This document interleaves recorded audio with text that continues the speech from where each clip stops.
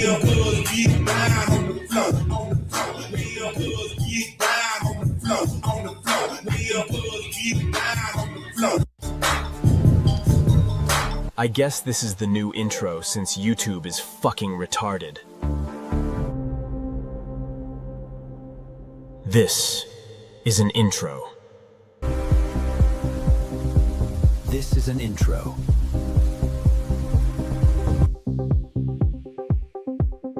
This is an intro.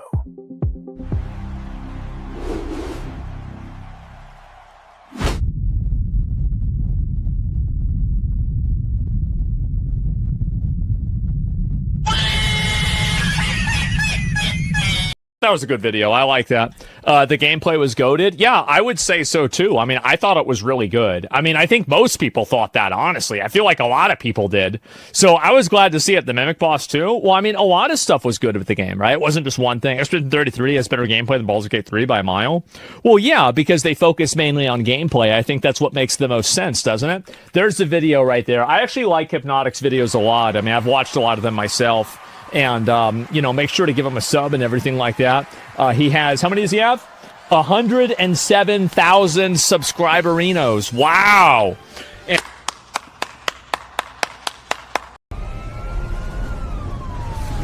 looks like Santa bit off more than he could chew this year, Chief. Total gridlock. We have some bad news, Hypnotic. Someone touched Santa's hairy belly. I will investigate Santa's house and get down to the bottom of this horrific crime. What the fuck happened here?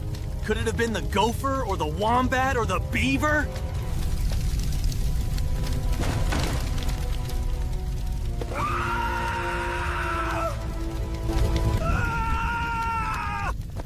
It was us, Hypnotic. It was us all along, and now you're next. Welcome home!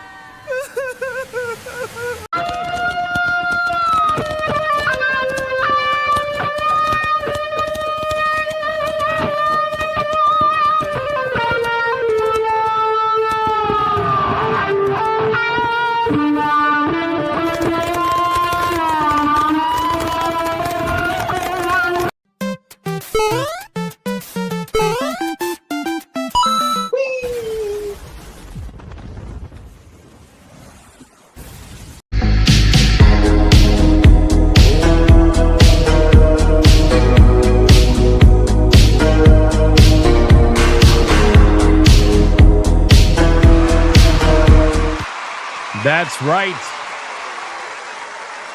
That is right. Shout out to all you guys. Welcome to another episode of Hypnocast. That's right. We are live, boys. This is an intro. We are live. We are live. We are live. We're going to dive down the rabbit hole that is known as the internet. But before we do that, you need to bring it in close. Come on, get awkward. Get awkward right now. Come on, get in here. Let's go. Hurry up, man. Hurry up. Come on, guys. It's almost the end of the year. It is almost the end of the year. Get in here right now. Come on, hurry up. Why do people take so long? I don't understand. It should be really simple. You guys should be at the line, ready for the moment I go live to bum rush the line, get in here, and hug it out. I don't understand. I don't get it. I don't get it. There we go. All right, people are starting to get close. That's fine. Listen very closely. If you are watching on YouTube, like the stream. Like it. Right now. If you are watching over on Rumble, like the stream. If you are watching over on Twitter, like the post. And if you are watching anywhere else right now,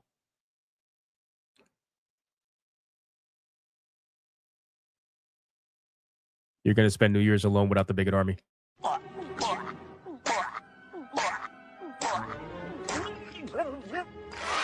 So like the stream.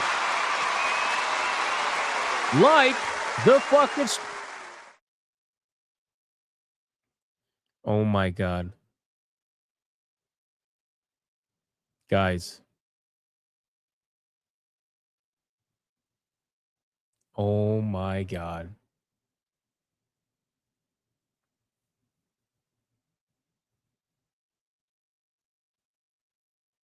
Wow.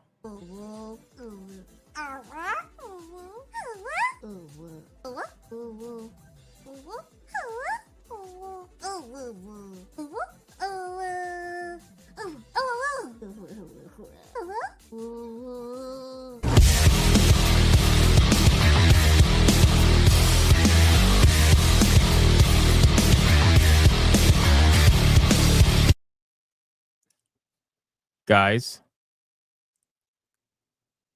Dr. Spike just dropped not one, not two, but 3 Red Boy hyper bangers as a fuck you to YouTube over on Rumble for a total of $500. Holy shit. On Rumble. Holy shit. Luckily, I saw that at the last second before I began the intro. Oh my God, we have ears on already. At the beginning of the fucking stream. Like literally the beginning. God damn. All right, well, we're gonna play some clips. Let's just get through the intro. And then we're gonna play some clips. Holy shit, man. He's gonna get banned on fucking Rumble too. I swear to God. All right. Anyway, shout out to all you guys. Welcome to another episode, and thank you for hugging it out. I appreciate it. Can I get a mic check? Can I get a mic check? Titty check. Balls check. What are we checking? What are we checking today? What's going on? What is happening out there on the internet? All over the internet. Zesty Nautic, this is an intro check. Listen, man. We're gonna have to deal with the shorter intro for right now until I figure something out. All right, I'm working on it. Give me some time. Intro was gay check. I know that's the point. That is the point. It's supposed to be an insult to YouTube. Check if taxes are directed to Somali terrorist organization check. That is a long fucking check. Hypnotic gay check. Thank you. AI Nautic check. Thank you. Hassan Nautic. Whoa, no thank you on that one. I draw the line at being called AI, gay, and basically anything else other than Hassan. I cannot be called Hassan Nautic. That's too much. Kick the Shame Awards check. Dustboard is $3 check. Poop check. Temu opening check. Honey barbecue wings with seasoned fries check.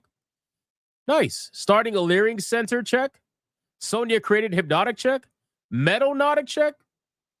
Ubisoft is cook check. Well, that's obvious. Hypnotic Piker check. No, I told you. I draw the line. Bodysuit Hypno is gay check. Water heater replacement check. Octopath Traveler 0 Game of the Year check. Pineapple check. Clanker check. Yamato's gay what up bro check. Breakfast burrito for dinner check. That sounds good. Happy New Year check. Beef empanadas check. That sounds really good. All right, guys, listen. Our ESG scores are at their maximum. We are fully funded. Like the stream. Like it. Now. Let's do the Bigot Army roll call. Let's see who is in this chat right now. Aside from former Kotaku journalist, Black Samurais that unfortunately did exist at one point but no longer do, and people that swear they don't watch my content, but they have the entire year and will probably be here in 2026 as an unofficial moderator. I don't know why. It's a little bit weird. It just gets weirder every day. Deku Leader, what's up, dude? We got Hanny, Christopher Lloyd, Gray Soul 81. We got Extra Hall. What's going on, dude? Happy New Year. Reaper Knight, Mr. Melancholy, Far Star Lover, Yamato 85, Creepier 07. We got Draconic over on Rumble. We got Hanny, Dylan B, Skyfire 85. It's almost the last day of 2025. That's true. We got Dr. Spike calling out the tears. That is correct. I didn't even get a chance to call it out. Holy shit, man. This guy's insane. Legendary. We got Democulus over on Rumble. We got Lucky Boy, Mr. Melancholy, Glowmide Prince, Jay Sims. We got Shinphil, Benjamin Altman. We got Colonel Ruv, Faye Summer. We got Tanya Raven, Christopher Lloyd. We got Blue Octopussy screaming into the void. We got the Voice of the Water. We got Yamato 85. We got Grimlock, me Grimlock. We got Dead Star. We got Hypnotic Clanker Girlfriend.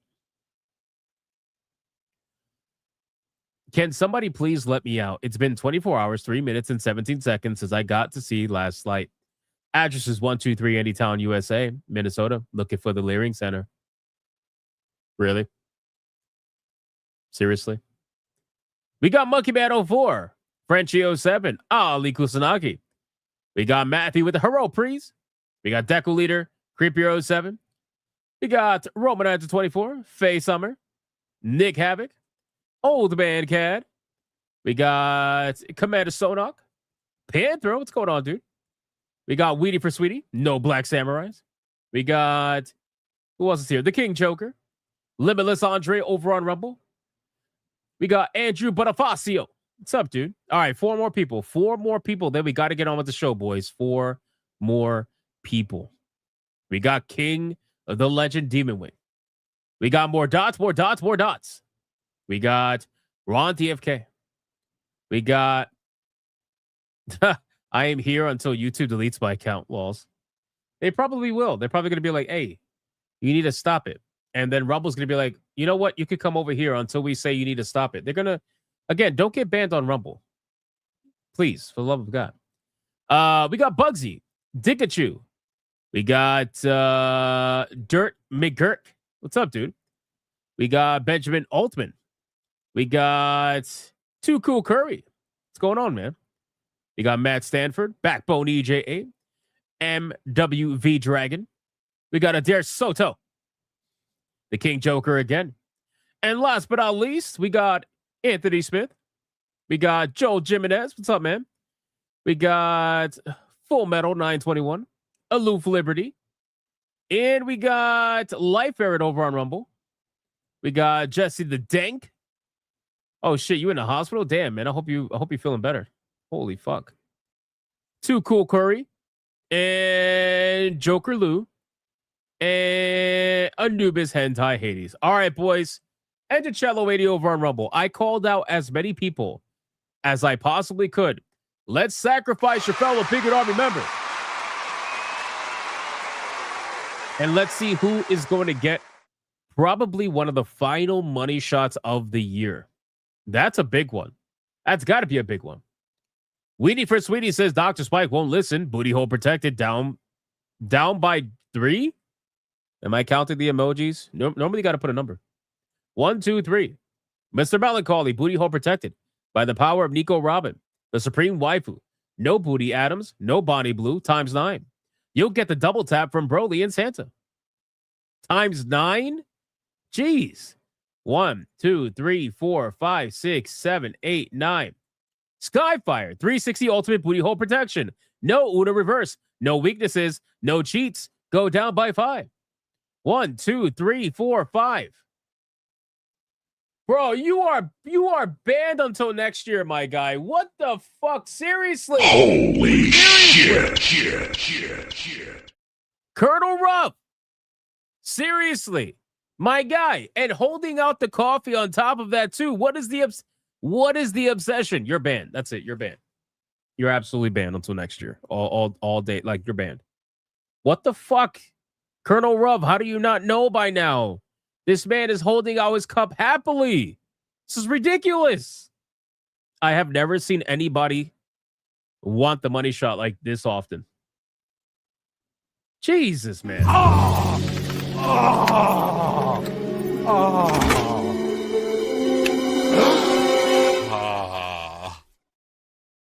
What the? He's banned until next year. Banned.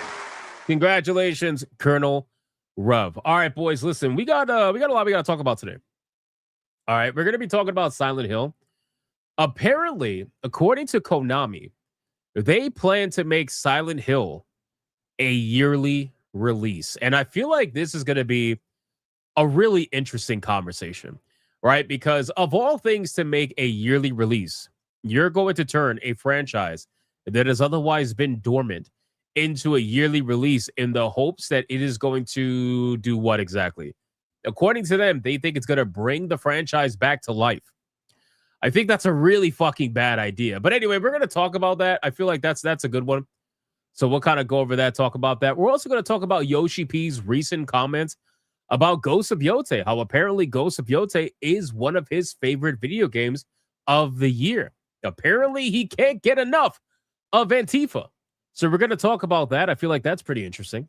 And we're going to talk about Expedition 33 Copycats, right? So Expedition 33, obviously, anytime you have a massively successful video game, both from a cultural standpoint and a numerical standpoint, those things combined are going to inevitably bring copycats, especially Chinese copycats. And that's exactly what we're getting with a video game that is going viral right now on social media for looking almost identical, obviously, to Expedition 33. So we're going to talk about that as well, on top of a whole bunch of fast topics. And we got like 6 indie games or something like that to look at. So we got a lot that we got to talk about, ladies and gentlemen. But before we do any of that, we need to go over the #1 segment on YouTube, the #1 segment on Rumble, the #1 segment all around the galaxy. This segment is known none other than the pre-stream legend. Money, print money, cash, money, well, capitalism, raise a bunch of money, more money, heaps and heaps of money, print money, cash, money, well, capitalism, raise a bunch of money, super chat money. As salty as the sea, calling us no-code names. SJW screaming, but it's money they blame.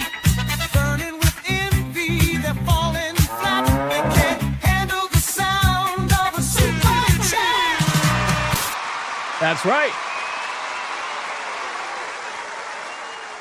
We got ourselves the pre-stream legends, ladies and gentlemen. Look at this guy. Leon Styles comes into Rumble chat and he's like, who are you? Who the fuck are you, man?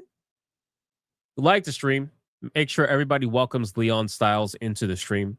He's not a member. Somebody make him a member. It should be really easy on Rumble to make him a member. Shout out to Leon Styles. Welcome in, buddy. Welcome in. Who are you? Who are you? Hello. How are you? How about that? Old Man Cad with 1 membership. Shout out to Old Man Cad. I appreciate that. And then we got King Demon Wing with a 5 membership banger. Let's fucking go! It's a membership banger! And considering that is the first one of the stream, you already know what that means.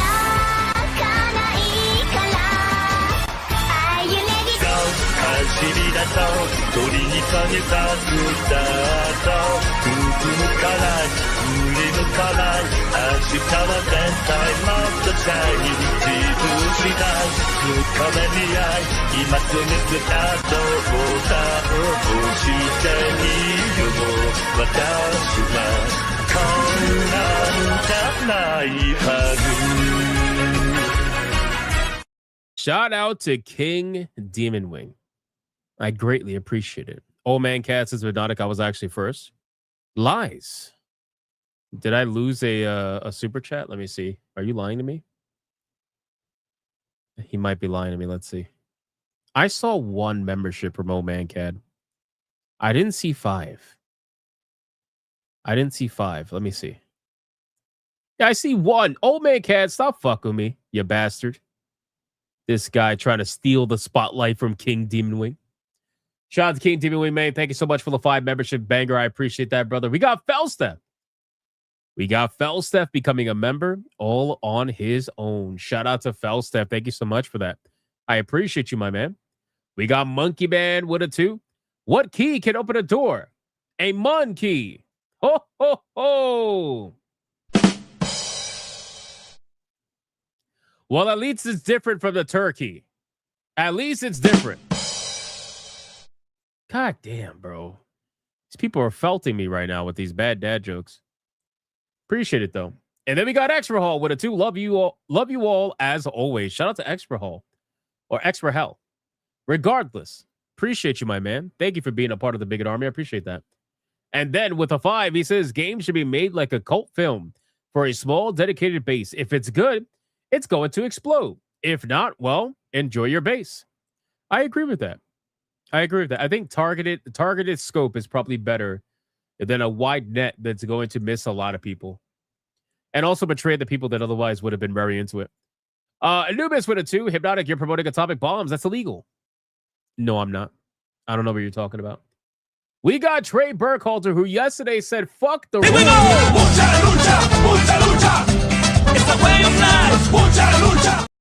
And then he dropped a $20 banger. It says, we are not sure.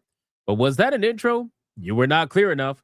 Why you change the intro? What kind of key doesn't open a door? New intro. This guy really does say fuck the rules, huh? Shout out to Trey Burkhalter. Thank you for the 20, man. I appreciate you. And yeah, it's a temporary new intro. It's temporary. Chaos, but I still get questions about it every day. Every day when I start the countdown, people are like, why are you doing the countdown? Where's the intro? Mind you, I have like a community post that has, I don't know, like almost 1,000 likes on it. I've mentioned it every single stream, but like I keep telling you guys, it doesn't matter how often you mention it. People will still miss it because YouTube sucks dick. That's basically it. Chaos Dragon for 13 months says 13 months. New Year bigots. What's going on, Chaos Dragon? That is badass, dude. Going into the new year. And then we got Ali Kusanagi with the 5 membership. Let's fucking go! It's a membership banger! I noticed that YouTube does the memberships and Rumble does a lot of the super chats. It's very interesting. What an interesting split we have going on right here. Ali Kusanagi, thank you for the 5 memberships, my man. I appreciate that very much. And then we got Stunning and Brave Salamence becoming a member all on his own. Shout out to Stunning and Brave Salamence. I appreciate that, my man. Then we are going to go over to Rumble, where things kind of exploded over on Rumble. First off, we got Dr. Spike with a $100 Red Boy Hyper.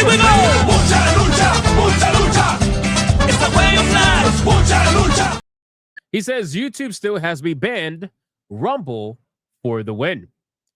Where's the Sonya emoji? She didn't finish it. She didn't finish it. I told you if she doesn't finish it, then I'm not going to be able to put it up. She didn't finish it. When she finishes it and sends me the emoji, I will make it live. Until then, well, that's just what it is. Dr. Spike. First Red Boy out of 5 today. Let us drop the first clip, and we're going to start off the right way. Shall we? We shall. All right, boys, we have another Red Boy Hyper Banger. Let's bring the ladies in.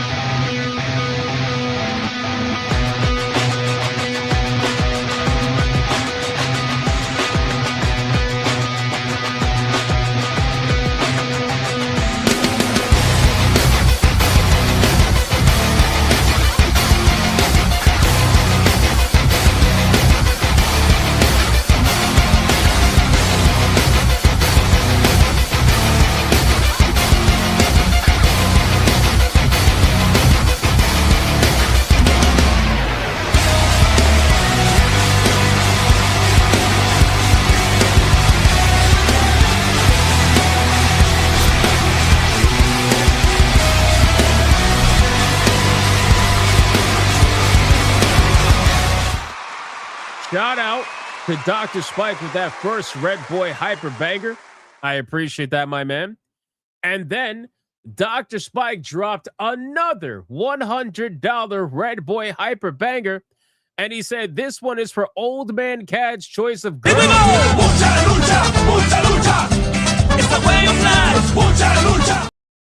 Dr. Spike is literally paying for Old Man Cad to get the girls of his choice. So Old Man Cad, what is it going to be, my guy? What is the clip going to be? Let me guess. Asians. Is it going to be Asians? Yes, of course it's going to be Asians.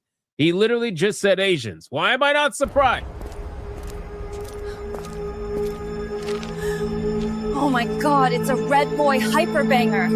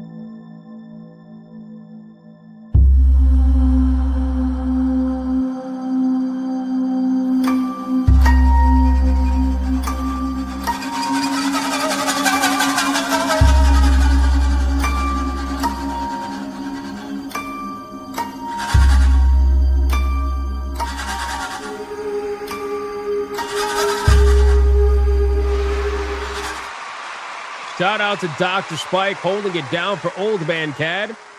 That was the second Red Boy hyper banger of the stream. Thank you so much. And then out of nowhere,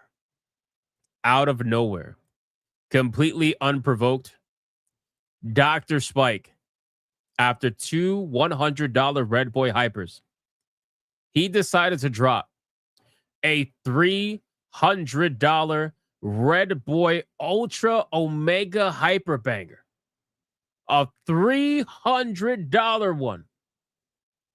Holy fuck. All right, boys, we got another Red Boy hyper banger. Let's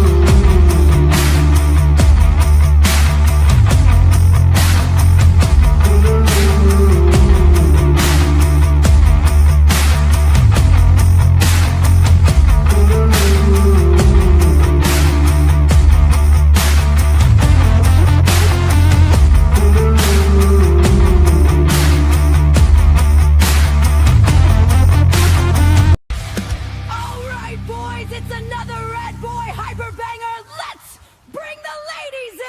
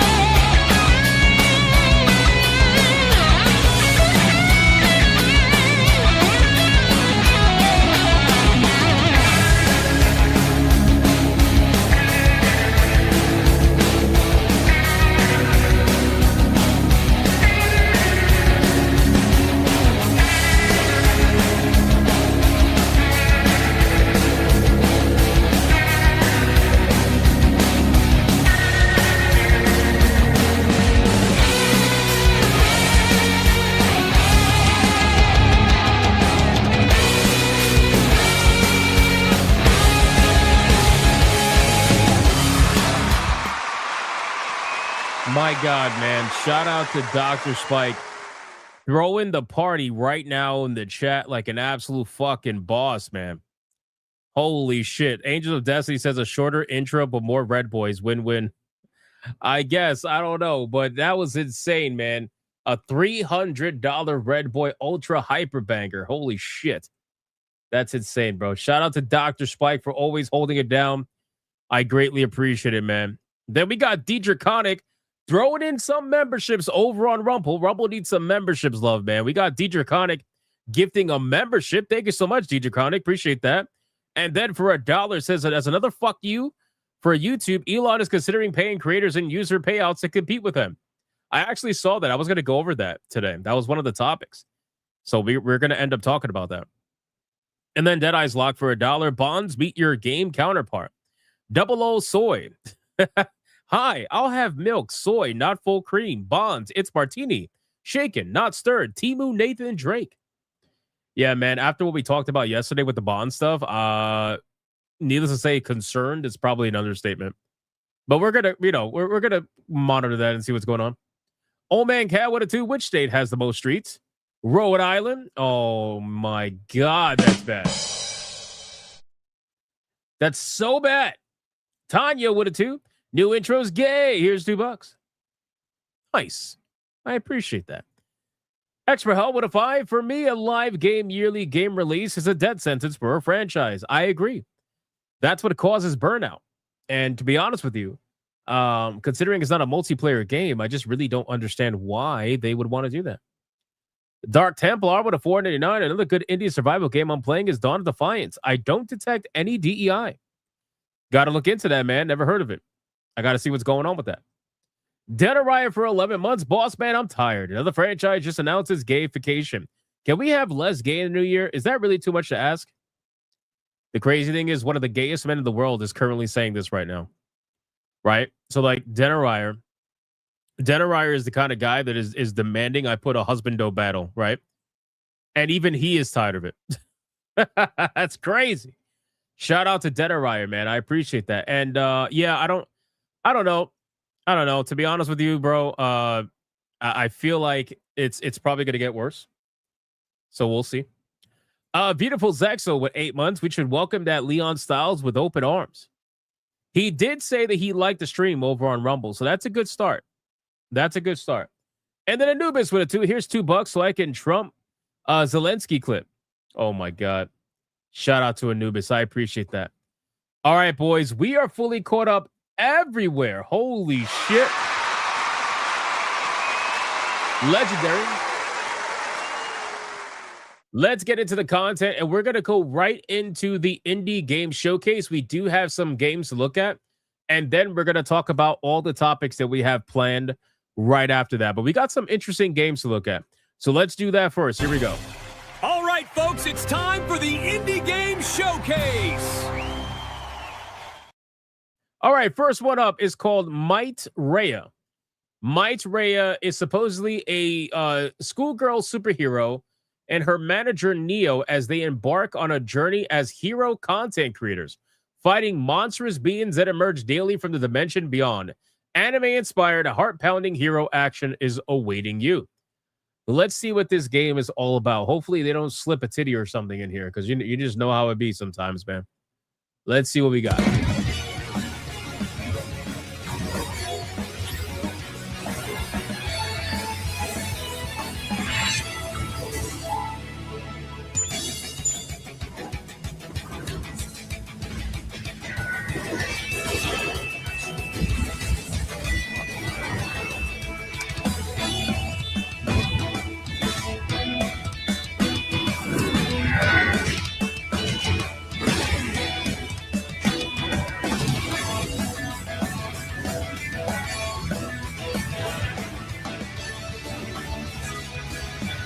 Yo, shout out to Camelot.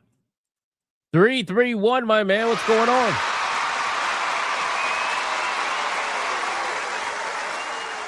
What's going on, Camelot? How you doing, my man? Everybody say hello to Camelot. Do not touch his nipples. Whatever you do, do not touch his nipples. Unless he says so. And then it's fine. Shout out to Camelot, my man. Thanks for hanging out. I appreciate you. Check it out for the games right now.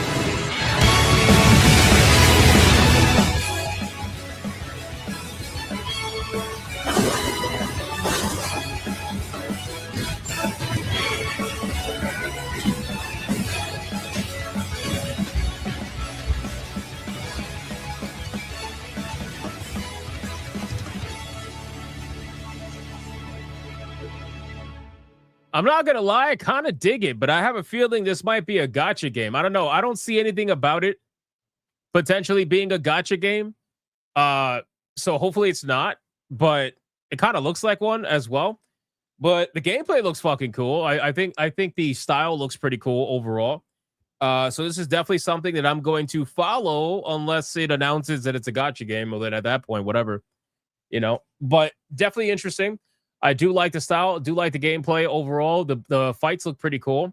The environments seem a little empty, but I feel like they're mainly meant to just be huge environments so that you can fight through them. You know, like this was cool. This was pretty cool. I like this.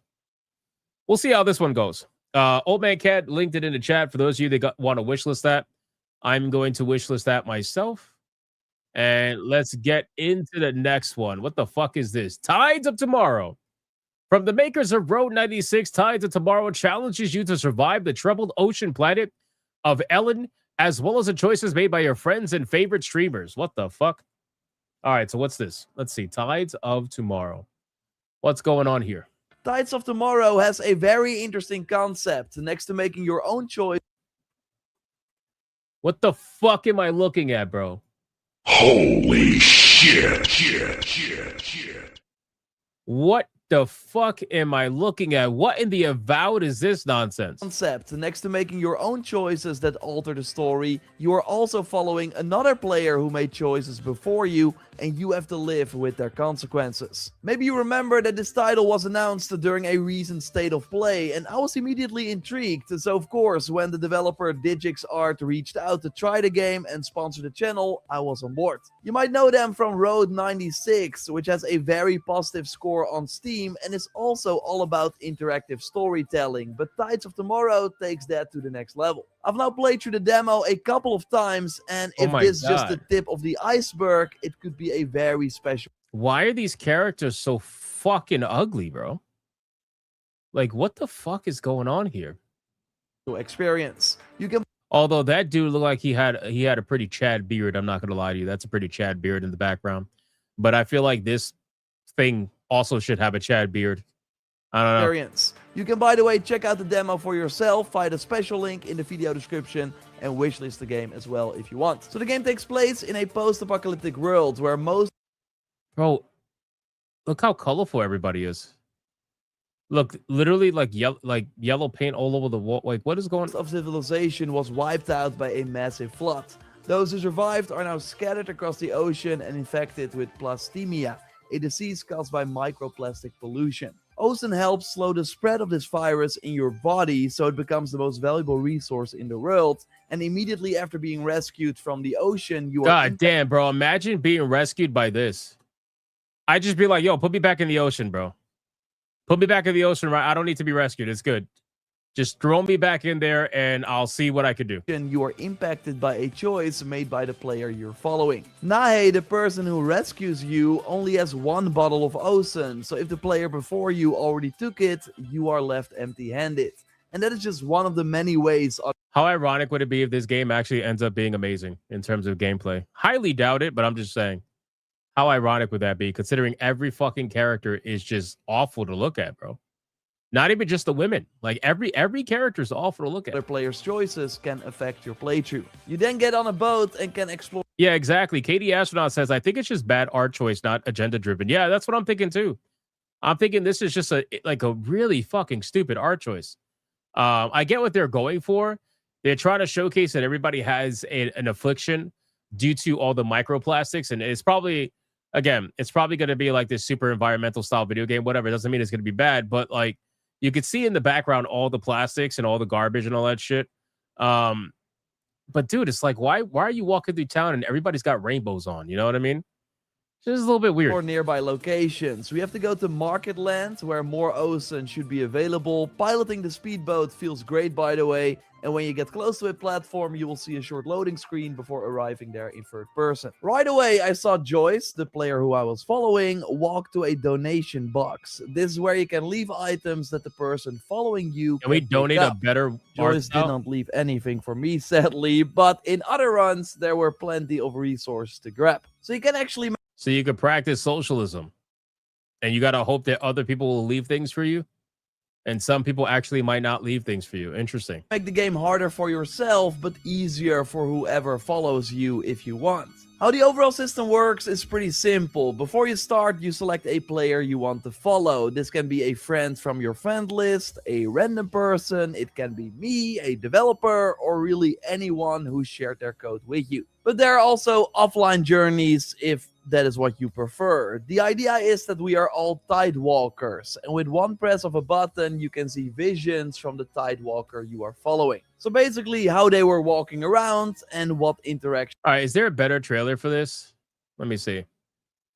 All right, here's just a straight up trailer. I feel like this is gonna make or break it for me, right? Because that developer, terrible presentation. Let's see an actual trailer and see what we got going on. Okay, here we go. Walker, are you there yet?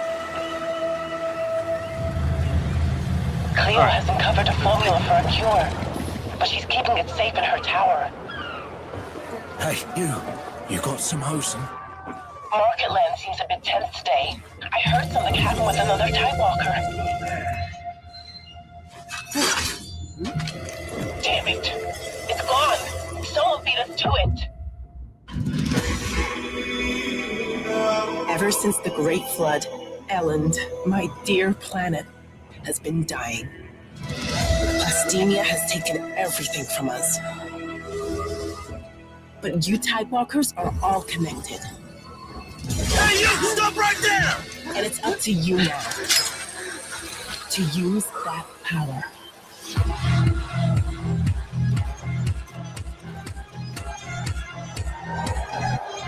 Marauders, this is our new retreat!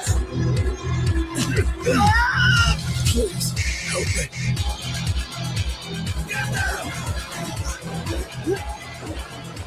Okay, so the concept is interesting. How it's a multiplayer story, so like what other people have done in their game will affect your game and what you're able to do in your game. Like, the concept's interesting, but then like I don't know, man. I'm trying to see the positive in this, and I'm just not seeing it personally. Tidewalkers, will you help us? Oh my God, put me back in the ocean. Just put me back. Put me back. Put me back right now. Just throw me back in the water, please, for the love of God.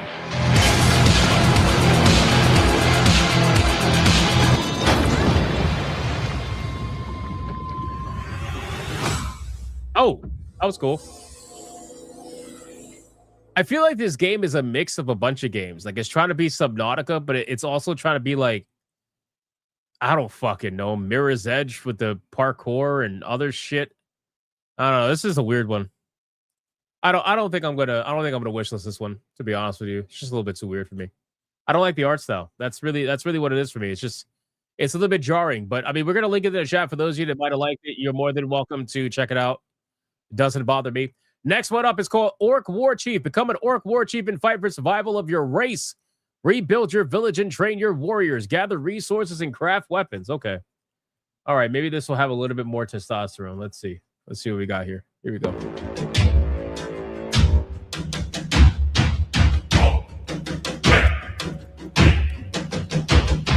right. Diablo 2 style craft.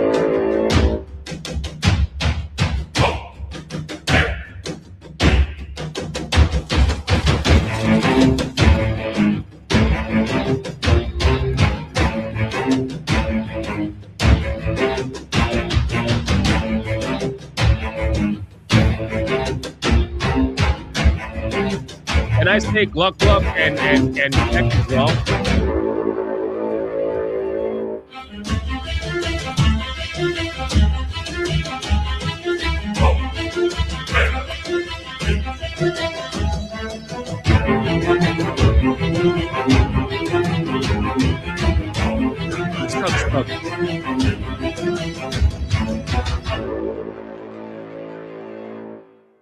I feel like it would be amazing if you could say Zug Zug in this game. Looks kind of cool. A little bit of Warcraft 3 vibes, to be honest with you. I do like the graphic style, a little bit more on the dark and broody style compared to the last one, especially. Looks way better. Looks all right. I think I would try this. It wouldn't be like number one on my radar, but I think I would give it a fair shot for sure. So I'm gonna add that to the wish list. Just out of curiosity for that one. This one is more simplistic. Wraith Ops deliver snappy gunplay, fast movement, and objective-based combat with a focus on teamwork and skill. No grind, no gimmicks, just pure infantry action where every fight matters. All right. It's not often I showcase an FPS, but I'm going to check it out. Let's see. Wraith protocol activated. All squads, we need backup now. That's totally not an AI generated voice. Is that necessary?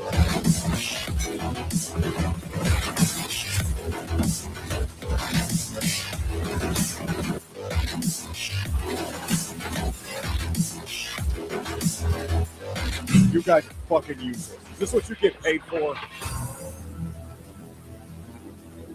Imagine getting cursed out by AI.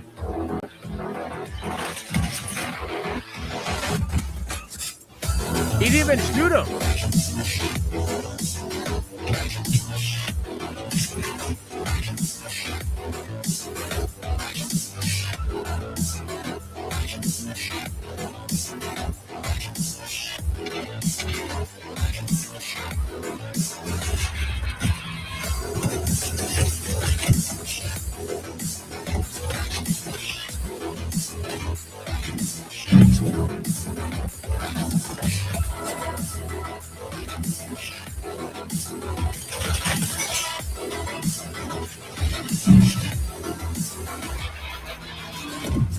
We sent them packing, boys. Return to HQ. Yeah, I mean, listen, the gameplay looked super generic FPS. It seems like they have classes, that's fine. Classes are nice, but they also seem to maybe have kill streaks. I don't know. I'm not exactly 100%. I see, or abilities. Okay, so they have abilities, not kill streaks. I don't know. It just looks ultra generic. I feel like I would try this if it was like $1. You know what I mean? Like $1 or $2. Not that it's going to be a bad game. It's just it doesn't do anything to stand out, and the FPS market is very saturated. You know, I don't know. I think that with some more time in the oven, I think this might be a pretty cool game to fuck around in. But I don't think it's gonna like blow any doors down. You know what I mean? So we'll see. You know what? I'll wishlist this. Just to see, just to follow up on development. Let me wishlist this and see what happens with this game in the future, and we'll fuck around with that. Apparently, Team 17 is having a 95% off, up to 95% off winter sale. So I mean that's nice. So all right, next one. We got some horror games, baby. Phase 0. A grotesque illness binds the town of Flint Peak. 2 survivors try to escape with their lives as mysterious creatures roam the streets. What do you think? Let's check it out. Phase 0. Retro style graphics, by the way.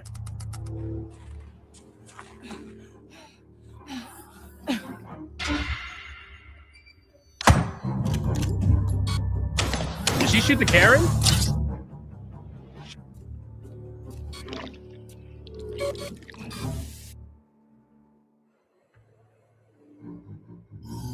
Oh, shit, that's nasty.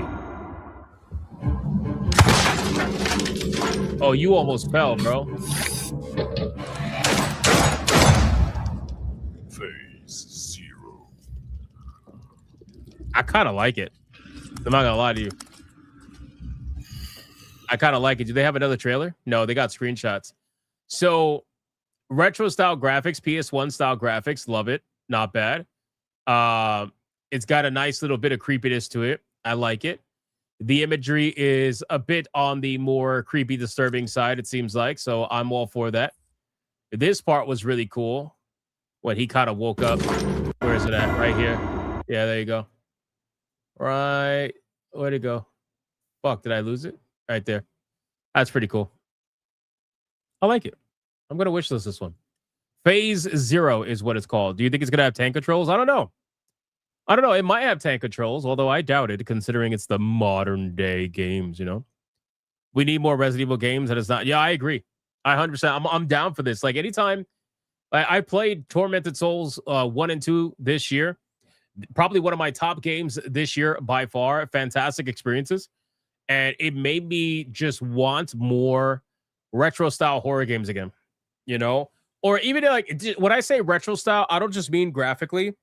Retro style meaning like fixed cameras, you know what I mean? Like plays like old school Resident Evil. I want shit like that. And I'm definitely down for that. So I'm gonna wishlist this. This one looked interesting. Good job on their part.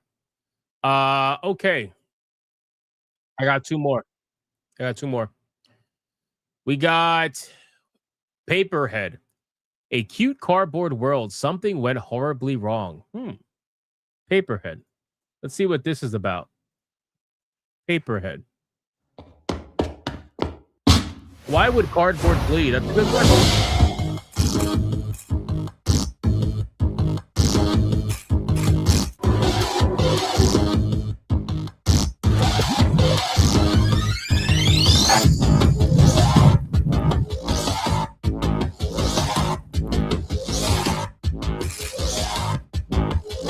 Is it a boomer shooter?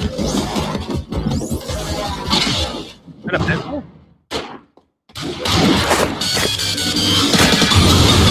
Oh, it's a boomer shooter!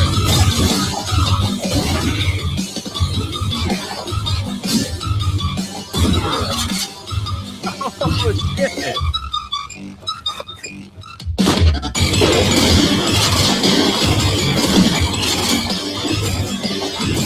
What? Yo, that's fucking insane.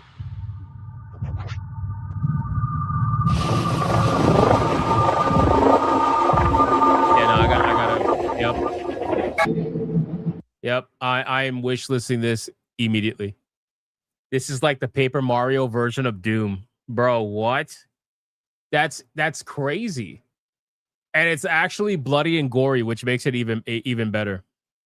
I might have to check that out for sure. Holy shit. I like the fact that he drew the door and then he kicked the door down, which made it even more interesting. Look at this shit. Love the art style. Ears are bleeding though. Yeah, it could be. What the fuck is this? Ditto? What is that? Meat? What is that? The fuck is that? The music totally killed it. It could be bad music. They could be going for like that whole, I don't know, grunge style. I'm definitely going to wishlist this one for sure. Hopefully they fix the music or the sound effects. All right, last one, boys. We got another one, another retro style video game called Compound Fracture. It's not our world yet. Investigate the facility and keep your weapon ready. That's all it says about this game. That's literally it. That's the description. Compound Fracture. I know nothing about this other than some screenshots. So far, no games with cards, which is interesting. Here we go. Hey, this is Andy Shepkowski calling on a recorded line. I can't tell you everything over the phone, but you need to come down here tonight, please. 6 p.m. I'll let you into the building. Nice. The place will be empty.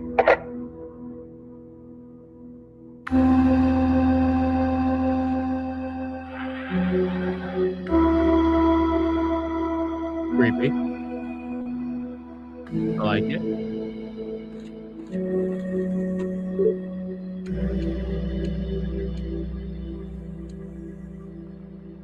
It's amazing how PS1 style graphics are making a comeback. I love it. I see a dinosaur. Okay.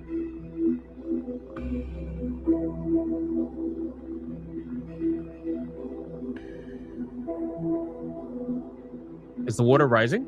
Oh, it is. We sent in a team 2 weeks ago. Nothing. Chronogas is ready to cut their losses and shut the portal down, even if that means leaving hundreds of people for dead. You'll hear on the news that they died in an oil rig explosion or something, and nobody, not you or OSHA or anybody else, is going to be able to do a damn thing about it.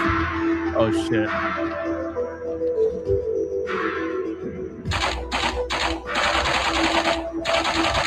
I love that the flash illuminates the area. That's good.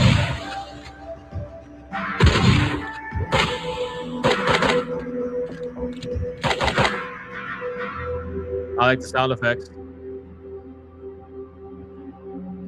Shoot him in the ass. Shoot him. Oh, shit. Oh. The AI seems a little retarded. They might have to work on that.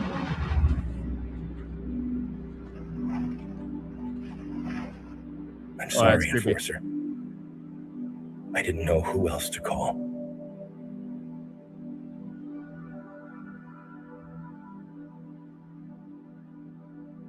I like the backstory. That's a good trailer. That's a really good trailer. It leaves you wanting to learn more. Yeah, that was good. And if you look at the background is an X-ray of a dinosaur. So clearly, dinosaurs are going to play a big part in this. Compound fracture.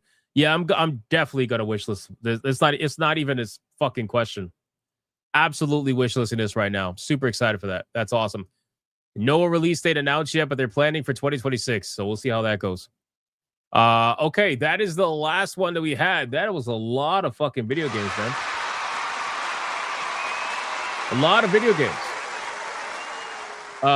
Let us continue. Adam Jimmy with $1 and Rumble says, what did Tim Waltz call his most famous burger? The Somalian refugee. Bro, the Somalian jokes are out of hand, bro. They're just so out of hand. Oh my God. All right, boys, really quick. Fast topic. I already bought this game, FYI. So maybe you guys would want to buy it too. It's up to you. It's really cheap. It's like $2. But apparently they're removing a beat 'em up game from Steam. It's being delisted forever, never to come back. So you only have one opportunity to buy it, and it's already to the point where the artwork has been delisted, but the game is still available for sale. I bought it. It's a sequel to a classic NES beat 'em up, and it's about to be delisted. The game is called River City Ransom Underground. So if you like beat 'em up style games, you know what? Let me see if I could showcase it really quick. Hold on. River City Ransom Underground. Do they have a trailer? I don't think they have anything. They took everything away from the Steam page. All you could do is buy it, and that's it. What about YouTube? Hold on. Let me see. River City Ransom.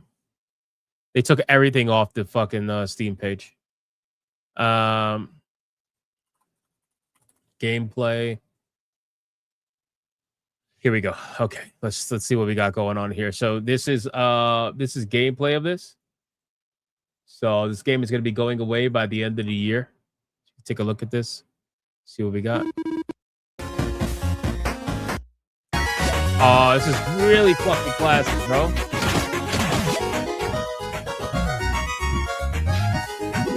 That music.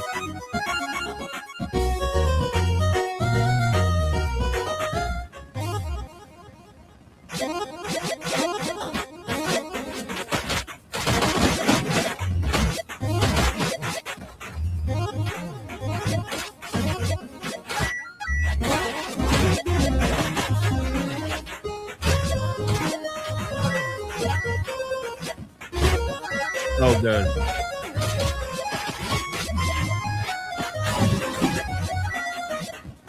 Yeah. Yeah. So I'm glad I bought that. Can't wait to check that out for sure. So I just want to let you guys know that in case, because I know some of you always let me know whenever they're delisting games. Like you guys told me the other day. Actually, that reminds me. Let me look at gifted games really quick, because you guys told me the other day that the Transformers game was being delisted. And luckily I already have that. We have games that were gifted on the last stream from Panther that we have to go over. Let me see. Hold on.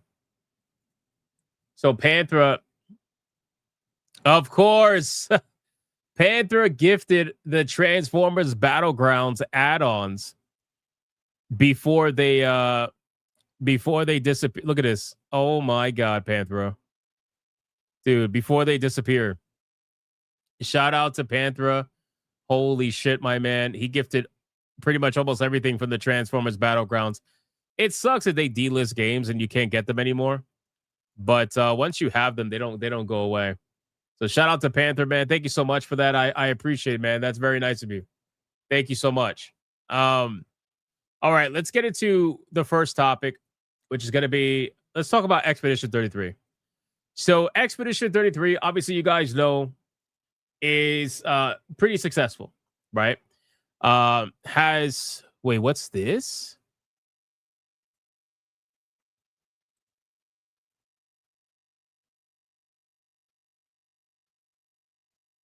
No way.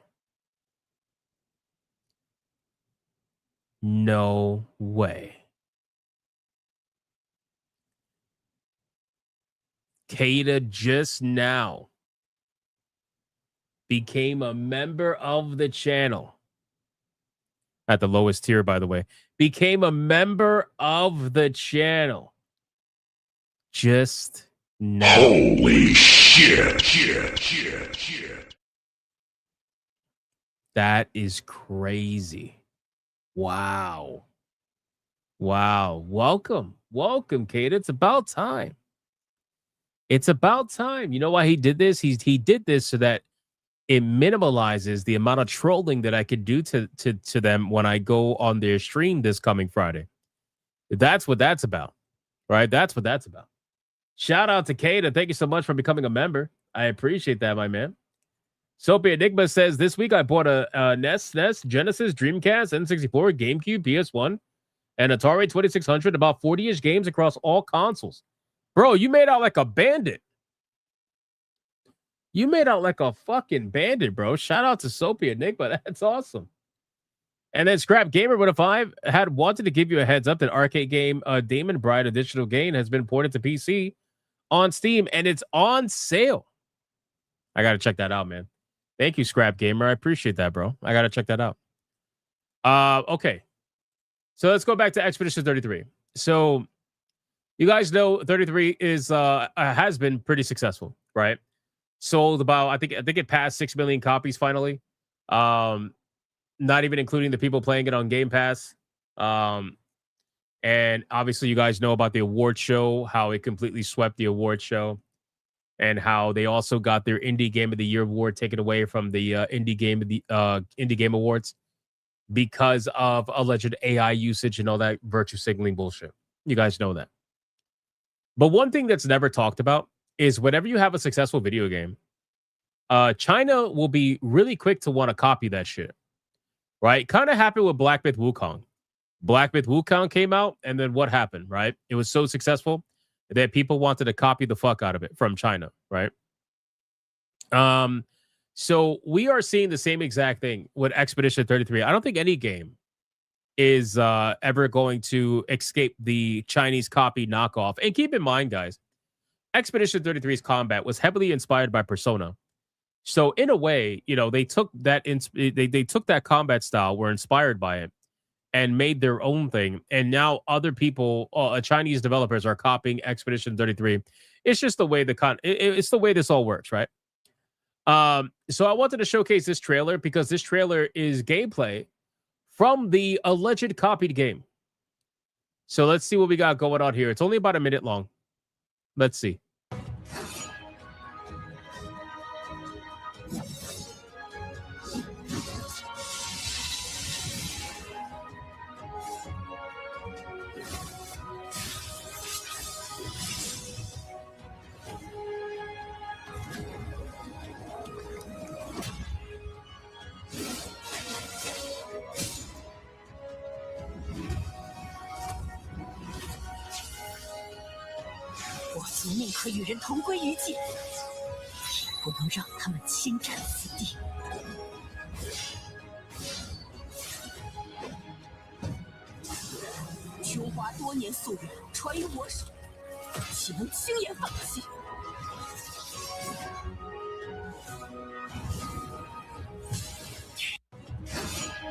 So okay, so that's the clip that went around. Now, I'll say this. Yeah, like the gameplay, sure, I could see it. The music, obviously not, because it's inherently French, right? So unless you're gonna copy French music, you're not gonna get the same level of music as Expedition 33, right? Same with the characters. This is gonna be inherently Chinese, but it definitely has the UI of Expedition 33. That's a given. Like the UI is, it's so obviously Expedition 33 for the most part. But I gotta tell you, aside from that, though, like these animations, bro, they're a little bit rough. They almost look fake. They almost look fake in a way. I feel like this shit looks like AI, if anything. Like I wonder if the game is really gonna play like this. I don't know. They need to change the UI. I mean, maybe. Like, even the character looks super fucking generic. Like, I'm trying to get a close-up of the face. I don't know. Yeah, this is definitely Persona / Expedition 33 inspired. And I use the words inspired lightly. I don't know. I think at this point, they're not going to be able to, like, they're not going to sue or anything, right? This is not going to happen. China knows exactly what they're doing when they want to, copy or be inspired by another video game. But I think this has more Expedition 33 than anything. And it's really going to come down to the fact that Expedition 33 was more than just its UI, right? Expedition 33 was more than just its UI, more than just its graphics, more than just any, like, it was a combination of really inherently French culture. That's really what it is, because obviously there's a lot of French references in the game.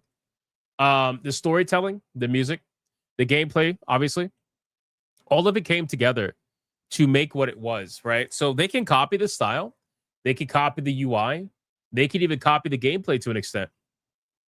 But you got to be able to have the story, and you damn sure got to be able to have the music. Now, the Chinese, when they make some of their video games, their music is pretty decent.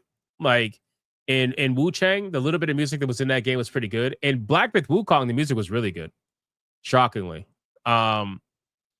But in terms of the story, that's really where it's going to be like, okay, are you gonna land this, or are you not gonna land this, right? And are you going to be able to tell? I feel like with Expedition 33, you could tell that was a passion project. Whereas with this, is this going to feel soulless? Is this going to feel like, is it going to feel like a Chinese knockoff, basically? Or is it going to feel like its own thing? That's really what I'm curious about. Because a lot of Chinese ripoff video games do feel kind of soulless.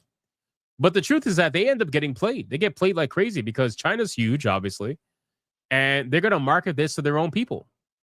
They're going to be like, this is our Expedition 33. And it might sell like hotcakes. Who knows? Expedition 33 is a living painting, something Chinese can't copy. Maybe.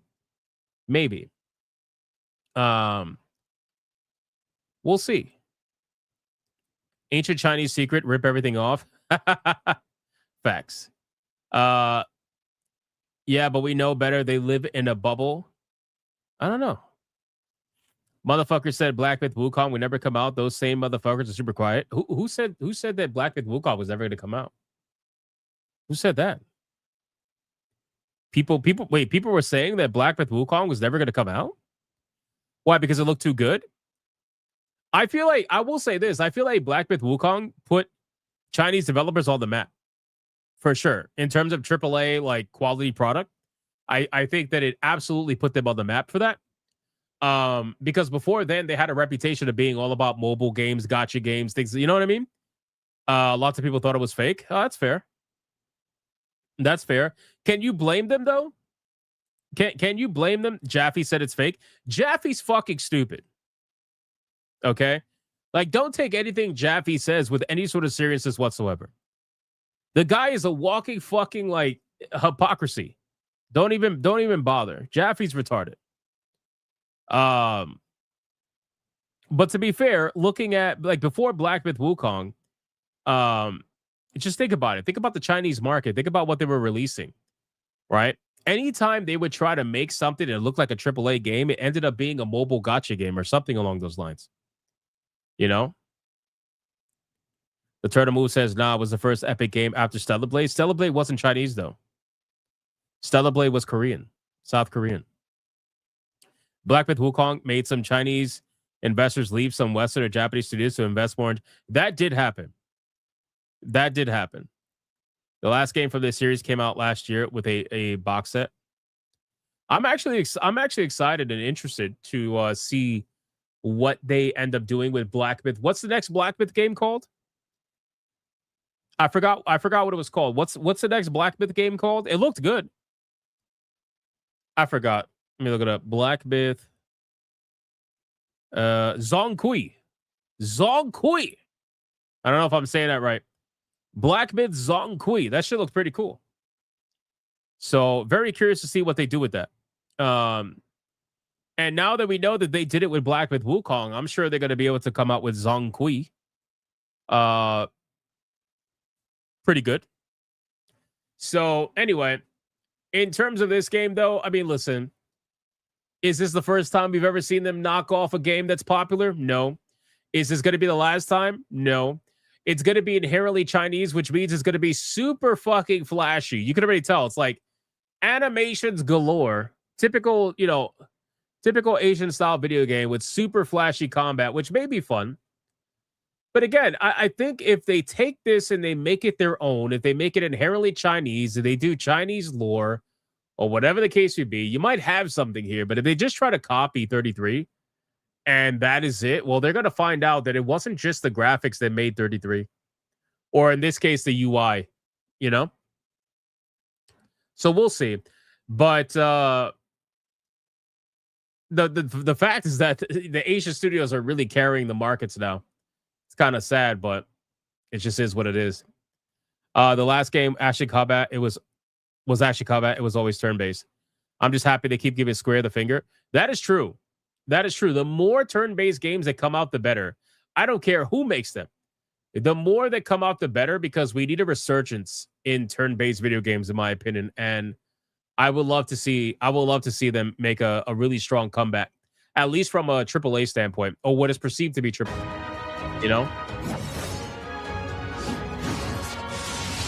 Pretty sure they probably don't have the full music. If that's their music, I don't know.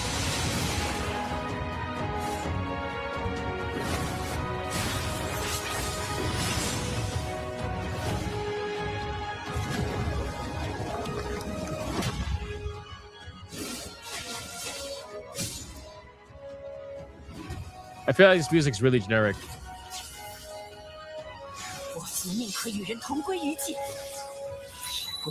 Final Fantasy 17 being turn-based will be epic. Did they ever confirm that that's a thing?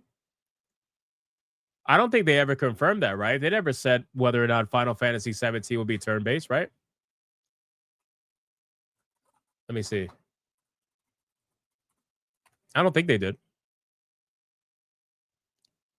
It says combat is undecided. Yeah, nothing so far.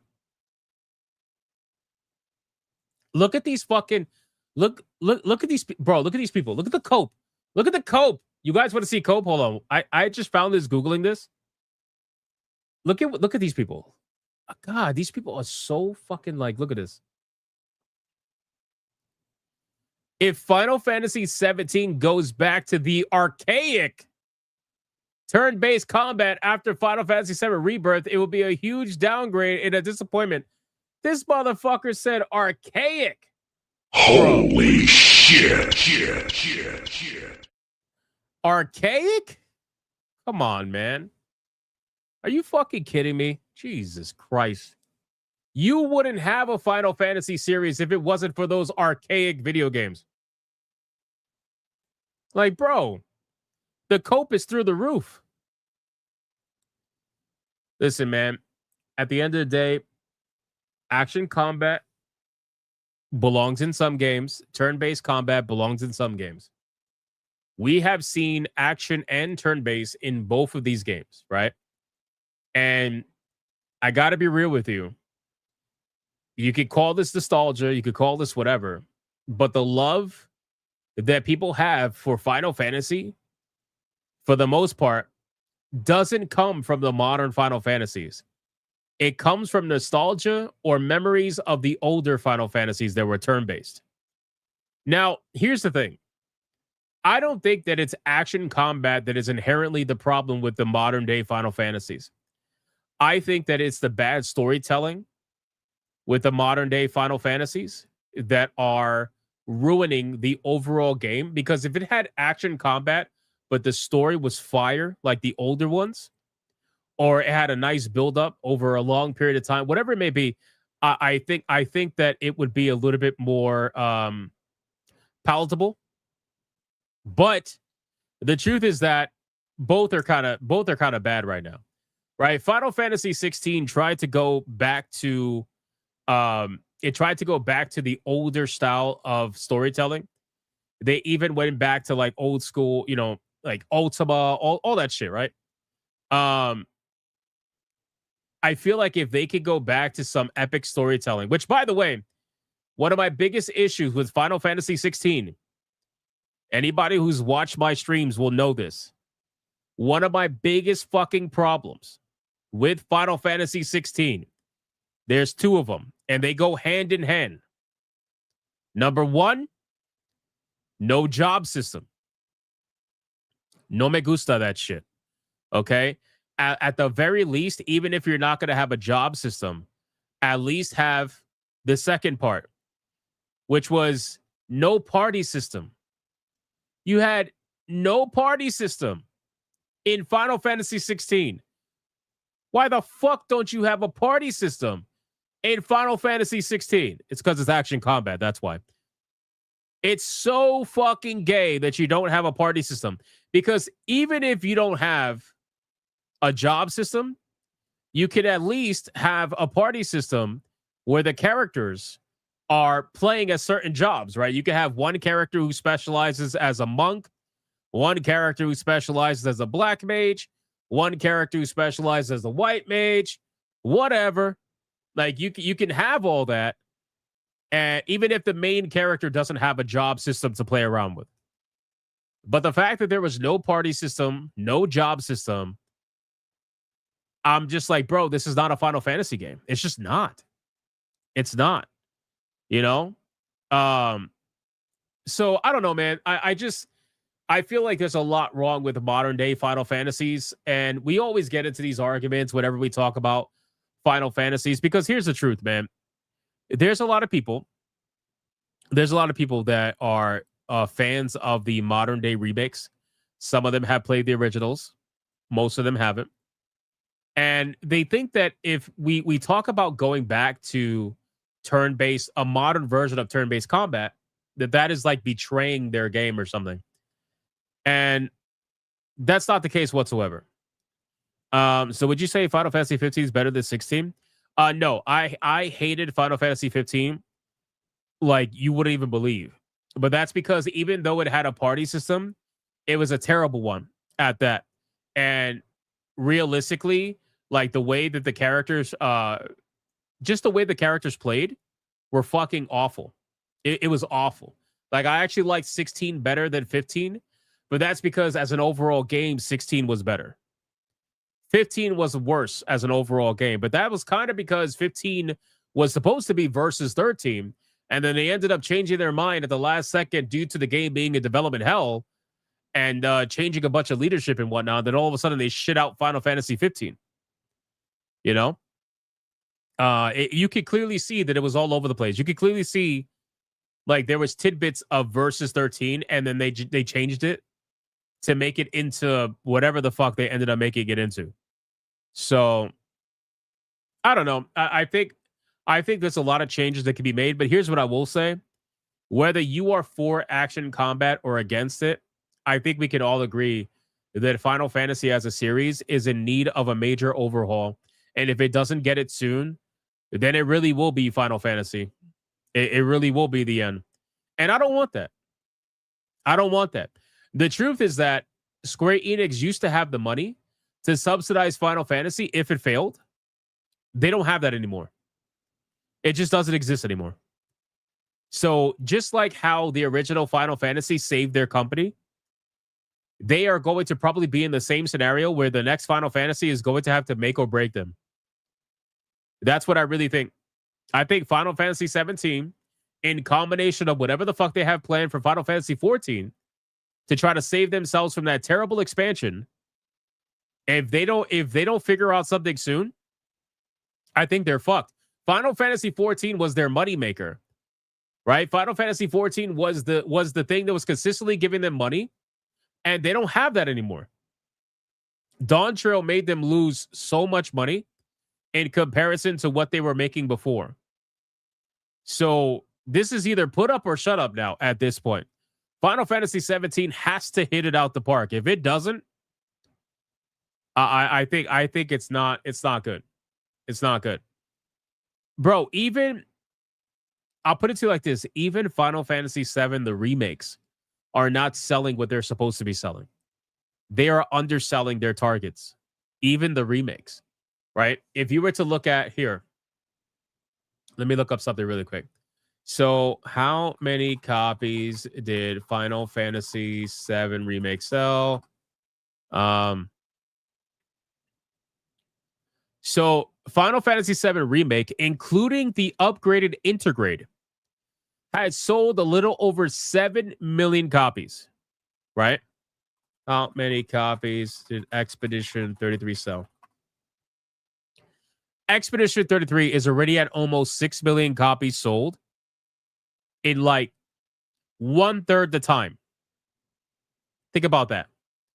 Final Fantasy VII Remake, the one that sold better because of the bait and switch, sold a little over 7 million copies. Expedition 30, and that's since 2023 or something like that. Let me see. What year did that come out with? Hold on. No, sorry. Give me a second. Since 2020. My bad. Expedition 33 was the other one. Since 2020, it sold over 7 million copies. Think about that. Right? So 7 million copies in 5 years versus almost 6 million copies in like way less time. So think about that. So that's why I say this is a big problem, right? And keep in mind, guys, Expedition 33 cost $10 million, less than $10 million. We're not even going to talk about how much money the Final Fantasy VII remakes cost, because you all know the answer to that, right? So this is why I keep saying we need a massive overhaul. And whether that's turn-based combat or whether that's action combat, we need to go back to the basics with Final Fantasy as a series. You need to make a quintessential Final Fantasy experience for Final Fantasy fans. And if it's good, word of mouth will spread just like all the other ones. If it's not, it'll get felted just like all the recent ones, right? That means that you need to put chocobos in that bitch, obviously. That means that you need to have a party system. That means that, in theory, you should go back to turn-based combat. But even if you don't, it needs to have an epic story spanning multiple different continents, preferably. You need to go back to the basics. You need a job system. You need to go. I better see fucking Firaga. Oh, no, I'm sorry. Firaga. I need to see the forbidden magic. I need to see Flare. Right? I need to see fucking Ultima. I better see a fucking Moogle. I better have an airship. I better see all that shit. Oh, and it better have summons that you could actually utilize properly in battle with a summoner class, preferably. You know what I'm saying? We need that shit. We need secret bosses. I need to fight a King Cactuar. I need to see that motherfucker do 10,000 needles, and I need to be panicking. Do you understand? I need to be panicking. I need to be scared for my life because my HP is capped at 9999. You understand? That's what I need. That's what I want. No, but seriously, you guys know what I'm saying. Like, again, I think we could agree that there needs to be a major overhaul. Major overhaul. And it has to happen with 17. Because I think 17 is going to be the last one. I really do. If they fuck up. If they don't fuck up, they'll get more. Exactly. I need Knights of the Round to take a half an hour to summon. Do you understand? I need to fight Sephiroth, and this motherfucker does Supernova, and I can leave, go make food, and come back, and the animation's about to be finished. You get what I'm saying? Go back to fucking quintessential Final Fantasy. But they won't.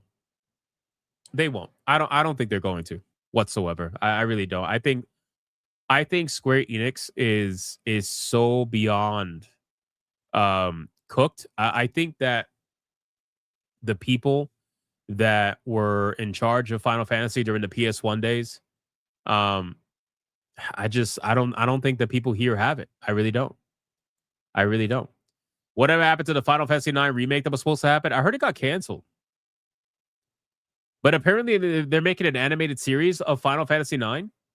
Did you guys hear about that? Did you guys hear about that? Let me see if I can find it. Hold on. Series. It's gonna be based off the Black Mages. Where is it at? Right here. Oh, did it get canceled? Ouch. I think it did. Hold on. Wait, how did it get canceled? No, it's back. It's back. Yeah. So they announced that it was canceled in March of this year. But now apparently it's back. Hold on. It was based on the Black Mages. It was called Final Fantasy IX Black Mages Legacy. Back in 2021, animated series based on Final Fantasy IX was announced from Paris-based animation company Cyber Group Studios. Following Cyber Group Studios' closure earlier this year, the Final Fantasy IX anime series is seemingly back in production at a new studio with a 2028 release target. Okay, so there you go. So so in theory it was canceled, but then they brought it back. Yeah, because I remember them talking about it. This news was reportedly in a new issue of Écran Total, a French magazine covering the business side of the film and TV industry. They appeared to state that following the closure of the studio, Eurovisual will now be handling the anime series. You can find the, again, anime series made by the fucking French. Final Baguette 9 is crazy. That's actually kind of funny. Final Baguette 9. Yes. Final Baguette. That's hilarious. A French anime based on a Japanese IP. Wow. It doesn't get better than that. Look at that. The listing notes that it'll be a 2D animated show aimed at children between 6 and 13 years of age. It'll consist of 13 episodes, each running 22 minutes. The plot details of the summary also match directly with the leak from earlier this year that discovered information about 9 anime project from when it was being done by Cyber Studios Group, thanks to production materials posted online by former Cyber Studios employees after the company's dissolution. So, a lot of people were taking this information as confirmation that they're going to be remaking Final Fantasy IX and they're going to have the anime run alongside it. I don't think that's happening. I don't think that's happening at all. So I don't know, man. I think that, again, get back to the basics with Final Fantasy. Bring us back to what we loved about Final Fantasy. I should be able to play Final Fantasy, and even though it's a brand new story, I should be able to recognize a ton of things. I should be able to recognize the magic. Give me Cure, Cure 2, Cure 3, right? Or Cure, Cura, Curaga. I don't give a fuck. I should be able to recognize things immediately.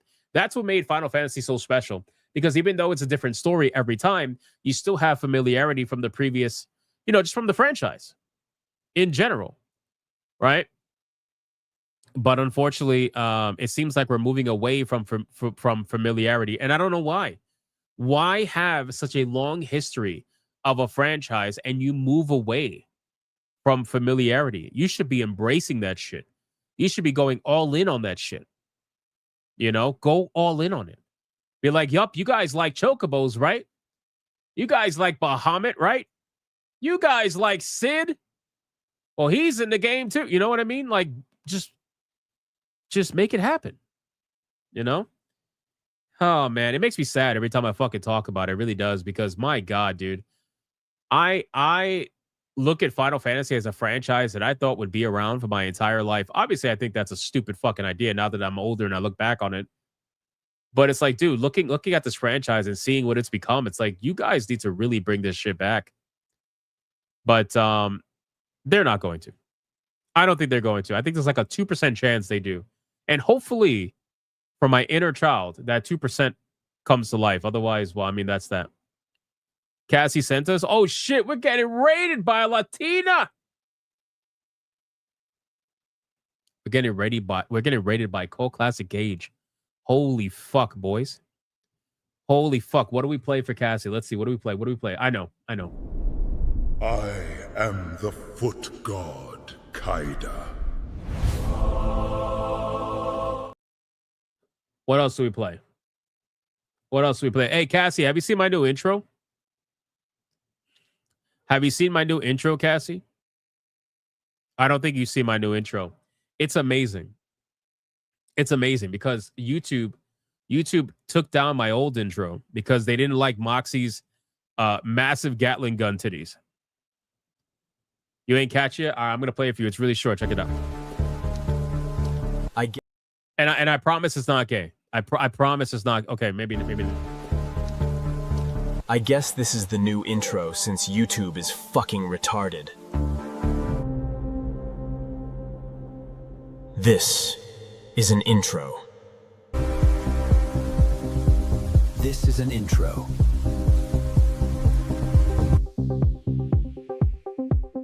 This is an intro.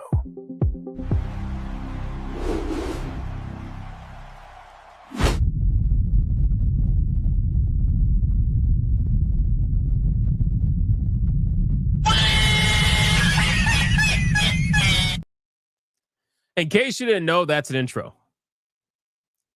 In case you didn't know. No, that's not really my intro. That's a temporary intro until I figure out another intro. But I wanted to show it to you anyway. Shout out to Cassie. Thank you for the raid. We're just talking about Final Fantasy, and I went down a fucking I went down a rabbit hole of complaints like I always do when we talk about Final Fantasy. It's never a good thing.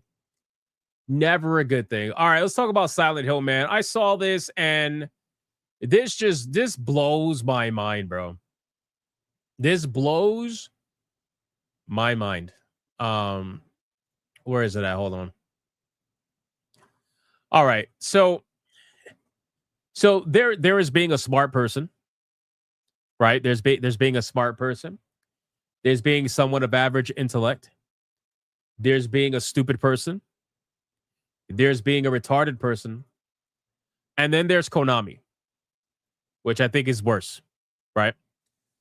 So after Silent Hill 2 Remake and Silent Hill F got the series supposedly back on track, Konami is aiming to release about one title per year in the horror franchise. Boys, Konami is planning to turn Silent Hill into a yearly release. Holy shit. They want to turn this shit into Call of Duty, bro. Guys, I mean, when I say, okay, so when I tell you I face planted, I literally face planted, right? I saw this title and I was like, there's no fucking way, right? There's no way. First off, one was a remake and one was a brand new game in the series that didn't even have anything to do with the actual series in any real way. It was just a retelling in a totally different location. So none of these are actual mainstay franchise entries. They're just either a remake or a side story. And we all know that Blooper Team is working on remaking Silent Hill 1. So I wonder if that's going to be coming out next year, if they plan to keep up with this 1 year cycle, right? But my thing is, single player video games are not the kind of games that I think you want to release on a yearly cycle. I think that's going to lead to massive burnout very quickly. Multiplayer games at least have the aspect of playing with other people so that FOMO marketing can be a thing, right? Because you don't want to miss out on playing if your friends are playing, right? But when it comes to a single player game, I don't think that has the same thing. I don't think that has the same effect. I don't think it's going to have the same level of FOMO. Mason says, I bet they're using AI to speed up development time. I would bet that you're correct, to be honest with you. I would bet that you are correct, my man. So I really don't like this because I think what we're about to do, or we're about to see, is we're about to see the quality go way down. And the quality is already way down as it is, right? Silent Hill 2 Remake was higher quality than Silent Hill F, in my opinion. I think Blooper Team did a better job. with the game. However, they went easy on the horror. They watered it down. They censored some of the scenes that were a little bit too problematic. And overall, you know, those are the things that I criticized the game for when I reviewed it. Silent Hill F had a way more gore, which was amazing. Had way more gore, way more violence, more so in the cutscenes, but whatever. But it wasn't really a Silent Hill game. It just wasn't. And I know a lot of people are going to be like, oh, it was a Silent Hill game. You're just mad that it doesn't take place in Silent Hill. I'm like, yeah, that's kind of the point. So, I mean, it's a side story, and I'm okay with a side story. It goes way off the deep end. It goes way off the fucking deep end, right? The game turns into this, like, bro, I understand why it does that, because obviously it's kind of how it is similar to Silent Hill is obviously the world around you is a reflection of the inner turmoil of the main character, right? So with Hinako, you get that in a way by visiting the shrine and having two different versions of Hinako and all that stuff, like, fine.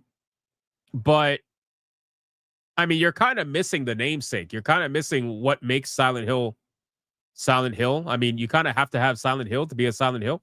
But I get that they wanted to call it Silent Hill because they wanted to sell it based off the clout of the name. Because honestly, I'll be real with you.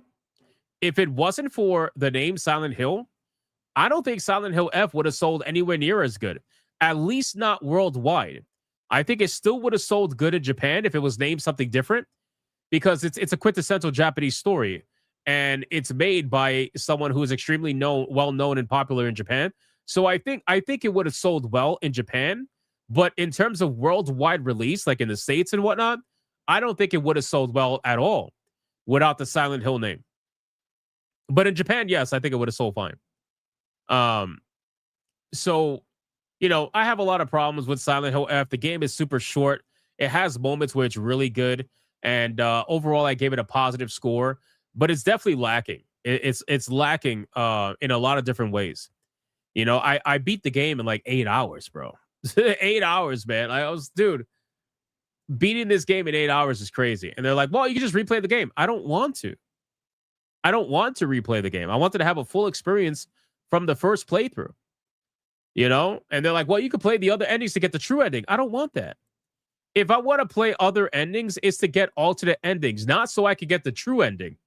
That's fucking gay, bro. Like, well, I shouldn't have to play the game 2 or 3 times to get the true ending, you know?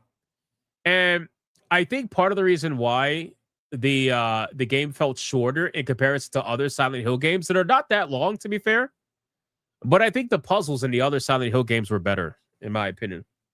I think they were better. The puzzles in Silent Hill F weren't really that great. There were some that were okay, but overall, it was like, whatever. It is what it is. I disagree. There were slightly altered cutscenes and slightly new added places to explore on New Game Plus. So slightly is worth playing through an entire playthrough for another 8 hours. That's what I'm saying. Like, you say slightly, so like slightly meaning like 1 or 2 altered scenes. Like, that's worth playing another 8 hours of essentially the same game. I don't think so, personally. You know, and if you do, that's fine. But I don't think so, personally. You want to know why I don't think so? Because I played Tormented Souls, an indie game, that gave me a way more interesting story. Tormented Souls 2, by the way. Tormented Souls 1 took me about 11 hours to beat. Tormented Souls 2 gave me, what was it, like 7 areas to explore? 6 or 7 areas to explore. Way harder puzzles, way more satisfying combat. Overall, I liked the story better. And it took me like 16 hours to beat that game. You know? And I didn't have to play through the game again in order to get the true ending or anything like that. You know, again, I have no problems with alternate endings if they're meant to be like completely different endings, right? Or even joke endings, right? Like UFO endings, whatever. But if you're telling me I have to play through the game 2 or 3 times to understand what the true ending is, I think that's crazy. even though other games have done that in the past, I never liked it. But that's just me personally. Again, everybody's different. So you only played Tormented Souls 1 and you enjoyed it. You should definitely play Tormented Souls 2. It is better in literally every way. It is better. In every fucking way, it's better. It's unbelievable. And yeah, exactly. The price difference, right? Silent Hill F is $70. Tormented Souls, I think, was like $25 when I bought it, or something like that. So again, I don't like that personally. Never did, never will. And I understand why these games do it is because they're trying to make a game that is shorter, have artificially longer gameplay time. But I don't like that shit. Just give me a little bit longer, fuller experience, right? If you would have told me I had to play the game for, let's say, 5 more hours, but then I could get the understanding of what is actually happening outside of the original ending, that would be fine. Give me some new areas, give me something else, whatever. You know, but you're telling me I got to play through the whole fucking game again to get slightly different cutscenes so I could kind of sort of understand what the ending's supposed to be. You know? I don't know. It's just weird. That's just me. Anyway, everybody's different on that. But here's what I will say. I think we could all fundamentally agree that the chances of them doing a yearly Silent Hill release probably is a bad idea. For a lot of different reasons. I think people are going to have a lot of problems with this. And keep in mind, they tend to overpromise and underdeliver. They'll say that they're going to do a yearly release and then like not actually do it. So, I mean, there's that. But let's see what. So apparently, Silent Hill 1 is being remade, which we already knew. But apparently, Silent Hill Townfall is also being remade. They released plans to launch roughly 1 new Silent Hill game per year after getting the iconic horror series back on track with this year's excellent Silent Hill F and last year's also excellent Silent Hill 2 remake. Silent Hill series producer Motoi Okamoto shed light on the company's ambitions and Famitsu's end-of-year feature, asking developers what their hopes for 2026 are. He says, following the release of Silent Hill 2 on October 24, we are able to deliver Silent Hill F in September 25, and the Silent Hill series has begun to get back on track. Including both announced and unannounced titles, we're aiming for a release pace of about 1 title per year. I'm not sure how much of that we'll be able to realize, but I'll continue to do my best as producer of the Silent Hill series. Ideally, we like to keep excitement around the Silent Hill series going at all times. We're working hard to share new updates, so I'd appreciate it if you could just wait a little longer. I don't know, bro. I don't know about this one. I think this is a bad idea. Up next for the series is Silent Hill Townfall, a still mysterious project coming from the indie studio No Code, developers of the lonely space thriller Observation.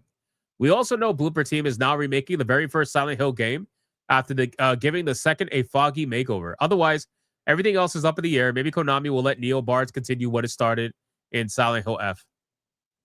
I don't know about that. They did say that they planned on doing they wanted to potentially do other Silent Hills in other locations. So Silent Hill F was obviously Japan. They were talking about visiting other places like fucking Russia. Can you imagine Silent Hill Russia? Imagine the monsters, they come up to you and be like, hello, comrade. Oh my God, dude. Okay, I would allow it. I would allow it if they have a Drago like reference in the game. Right? So like after you kill a boss, the main character should say, if he dies, he dies. You know what I'm saying? I feel like that would be legit. I'd be okay with that, right? Bad idea due to geopolitical issues. I'm just saying. I think that's what we need. I should be able to go to the boss and just be like, if he dies, he dies. You know what I mean? That would be cool. That would be really cool. But no, I don't think anybody's excited for this. I think a yearly Silent Hill release is going to be highly stupid. And it's going to water down. Like, okay, so if people are now starting to be excited for Silent Hill again, I think the fastest way to get them unexcited is by inundating them with content that is not at the highest quality for every release. We already know that the quality is probably not going to be there if they have to release this yearly. Now, it seems like they're doing the divide and conquer strategy where they're hiring multiple studios. That's fine. But, dude, like, even if you hire multiple studios, you're still keeping them on this 1-year track. That's not going to end up well, right? They're going to pull, exactly. They're going to pull an Assassin's Creed. Nobody wants to see Silent Hill turn into Assassin's Creed. Nobody wants to see that. Because then you're going to start seeing stupid shit in it that is meant to artificially increase the playtime, like RPG elements and fucking microtransactions. Hey, for $10, you can unlock the whole map at the beginning of the game. You know, like nobody wants to see that shit. Anyway, let's move on. Last but not least, Final Fantasy XIV Yoshi P. This is a pretty fast story, but I don't know what's going on with Yoshi P, man. He's been putting his foot in his mouth lately. I don't know what the fuck's going on. But Yoshi P apparently has called Ghost of Yotei outstanding and says that it's the one I still find myself playing from 2025. It's a game that I learned a lot from. Holy shit. The director of Final Fantasy XIV is learning a lot from Ghost of Antifa. If that's not a red alert, I don't know what is.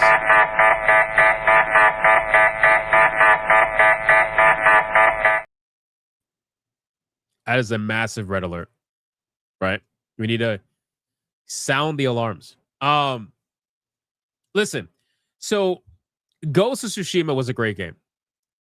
Ghost of Antifa is essentially the same game, but with an Antifa skin on it, right? But the combat's pretty similar. They literally just put a woman in it, and that's it, right? They changed the stances to weapon stances for some reason. So instead of like different stances having weaknesses to other stances, they made it about weapons having weaknesses to other weapons. Whatever. But aside from that, you're literally just replaying Ghost of Tsushima, just with a fucking female character in it. Yeah, exactly. This is the same guy who said turn-based combat is dead. I know. Like so I wonder if this could be a mistranslation problem, because anytime I see a Western gaming website report on something that the Japanese said, I immediately want to confirm whether or not this may be a mistranslation, whether purposefully or not purposefully, because that happens a lot. Before everybody starts going crazy, I kind of just want to see the whole context of this. So this comes from Ford Gamer's annual roundup, where major game developers in Japan reflect on the year just gone and what their favorite releases are. I played many different games this year, but the one I still find myself playing whenever I find the time is Ghost of Yotei. Yoshida tells the outlet.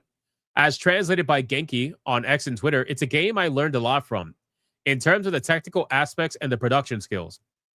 Technical aspects and production skills. Okay, so at least not storytelling. High praise indeed, but not unsurprising. Ghost of Yotei, like its predecessor, is an extremely impressive piece of work, boasting a stunning recreation of 1600 Japan that you can explore to your heart's content. What's more, the location struck a more personal chord with the Final Fantasy XIV stalwart. Okay. So he's talking more from a technical aspect and a production aspect. Okay, I guess that's fine, considering it's essentially the same game. That's okay. It's not about storytelling, so that's a plus. I will look for the positive. That's a plus. Being from Hokkaido myself, I was always captivated by the beauty of Mount Yotei whenever I visited Niseko as a snowboarder. The recreation of that beauty was truly outstanding. Between his understanding of game design and lived experience in the region, not many are qualified as Yoshida to comment on what Sucker Punch has managed here. Interesting. He's not lost in the sauce. Yeah, I mean, I think the problem with Yoshida is that he's kind of a yes man in a way. He kind of has to be, right? Considering. And yes, he is in charge of Final Fantasy XIV, but at the end of the day, he's got to do what they tell him to do. Right? Everybody loves angry lesbians. Next, he'll tell us The Last of Us 2 is great. Listen, he probably did at some point. Who knows? As long as... See, it's hard, right? Because we all saw what happened in Dawn Trail. All of us saw what happened in Dawn Trail, Final Fantasy XIV. The story was so obviously twisted from what it was before, and they put in a lot of bullshit in Dawn Trail. So even though he didn't mention story here, I can't help but feel that there is not going to be some level of influence in the next expansion, but from Ghost of Yotei storytelling, because we kind of already saw it. We kind of already saw it in Dawn Trail. Keep him away from Intergalactic. Hypno, why the fuck are all these fools acting like Yoshi P is Sakaguchi's successor, and he will lead Final Fantasy? I don't know. Okay, so to be fair, his vision did help save Final Fantasy 14, but specifically Final Fantasy 14. It's not like he saved all the other Final Fantasies, although he did consult or was director on 16. I believe he was, right? He was behind 16, right? Who directed Final Fantasy 16? Oh, Hiroshi Takai directed. And Yoshida was producer. Okay, so he was producer. Sorry. He was producer, not director. Fine, doesn't matter. But he was still a major role in Final Fantasy 16, right? So, but aside from that, he really didn't save like any other Final Fantasies, let's be real. And also, considering that Final Fantasy 16 was missing so many of the quintessential Final Fantasy things, and he was producer on it, still a little worrisome. But overall, he did save Final Fantasy 14. There's no doubt about it, right? The guy, he took over a dying video game that they wanted to rebuild from the ground up, and he did it in 2 years' time. He rebuilt an MMORPG in 2 years' time. That is not a small feat. And then he turned it into one of the most successful MMORPGs over the span of 10 years plus. That is also not a small feat. Right? So to be fair, he's earned some stripes. But to consider him the savior of Final Fantasy as a whole, in comparison to Sakaguchi, I don't think that's fair. I don't think that's fair at all. And I think at this point, maybe he's getting old. I really don't know. But it seems that he's running out of ideas. Maybe he's running out of ideas. I have no idea. He also relied on a lot of nostalgia in his Final Fantasy 14 expansions and patches. He relied on a lot of nostalgia. I mean, look at the Crystal Tower. The Crystal Tower was one of the biggest nostalgia pieces in the original Final Fantasy 14. Right? Same with future Final Fantasy 14 expansions and patches. He relied on a lot of previous Final Fantasy bosses. He put some Final Fantasy 6 bosses in there. You obviously have the Cloud of Darkness in there as well. He put Kefka in there. The only thing he didn't put in there was Final Fantasy 7. I don't believe anyway. Not like any raid bosses or anything like that. So, or Final Fantasy 8 for that matter. I don't think did they do Final Fantasy 8 in that game? I don't think they did. If they did, I must have forgot. But he definitely, like, a lot of nostalgia really helps, and that's a smart thing to do. That is the smart thing to do. If you have a Final Fantasy MMORPG, you should be weaponizing nostalgia to keep people interested. You could tell your own story and then introduce characters that people already know. You know? There's nothing wrong with that. That was a smart thing to do. What's in 8? What do you mean what's in 8? With like Ultimisia, for example, being the big bad. You have Sorceress Adia as well. You have Squall, Cypher, right? You have Balam Garden, right? The only reference that I remember is the ship. I think they have the ship. If I'm not mistaken, right? They have the ship. Matt says the only real Final Fantasy VIII reference is the Ragnarok spaceship and Gunbreaker. Ah, yes, Gunbreaker. Yeah. So Gunbreaker the class is a reference. Yes, that's true. That is true. It is a reference to Squall. That is true. Okay, fair enough.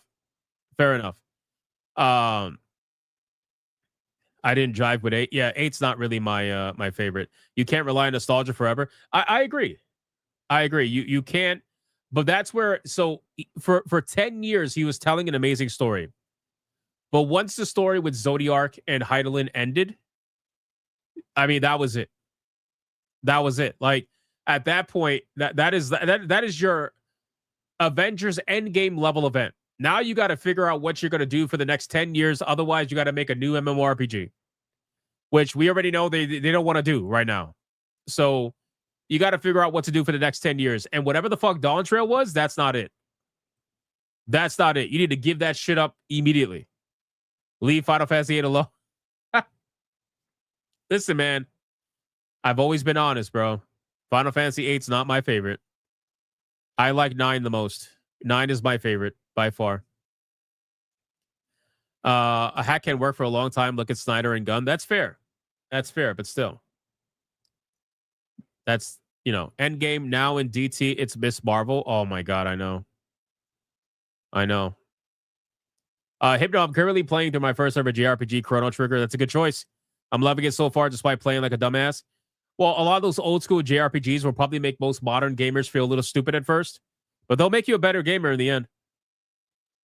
Play 8 again. You'll love it this time. Why would I love it I've played 8 multiple times.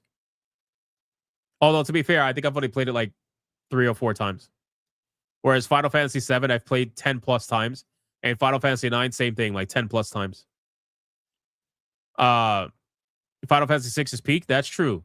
From a story perspective, it is pretty peak. The fact that Kefka actually won, at least in the beginning anyway, was pretty badass. That's something you don't normally see, where the villain actually won, at least in the beginning, and then you have to have a comeback story where you take him out. But still, pretty badass, in my opinion. So anyway, I hope that I've always said I hope Final Fantasy. This is a very Final Fantasy heavy stream today. That's pretty cool. I hope that Final Fantasy 14 makes a return to form. But to be honest with you, I don't know, man. I don't know. We're looking at 10 plus years this game has been out already. They're losing players so quickly, it's not even funny. And if they don't turn around soon, like I said with Final Fantasy 17, Square Enix has 2 more major attempts to try to win back their audience. Final Fantasy 14 is the MMO side of things. They need to figure out something and quick, right? Final Fantasy 17 is the single player side of things. They need to figure out something and quick. Those 2 games will determine what happens to Square Enix in the future. And I think it would be crazy to live in a world without Square Enix. As much as they are fucking things up, but those IPs are so legendary, it would be sad to see them go away. But they just been fucking up, dude. And you know why? It's because they listen to the wrong people. They actually said that they cannot be successful without the Western audience. They actually said that. Mind you, they found a way to be successful all these years without only the Western audience. Now, all of a sudden, you want to focus on the Western audience. And you know what focusing on the Western audience cost you? Over $300 million. Between Forspoken and Marvel's Avengers, it cost you way too much money. You done fucked up. So now you're in the red zone. Exactly. The red alert.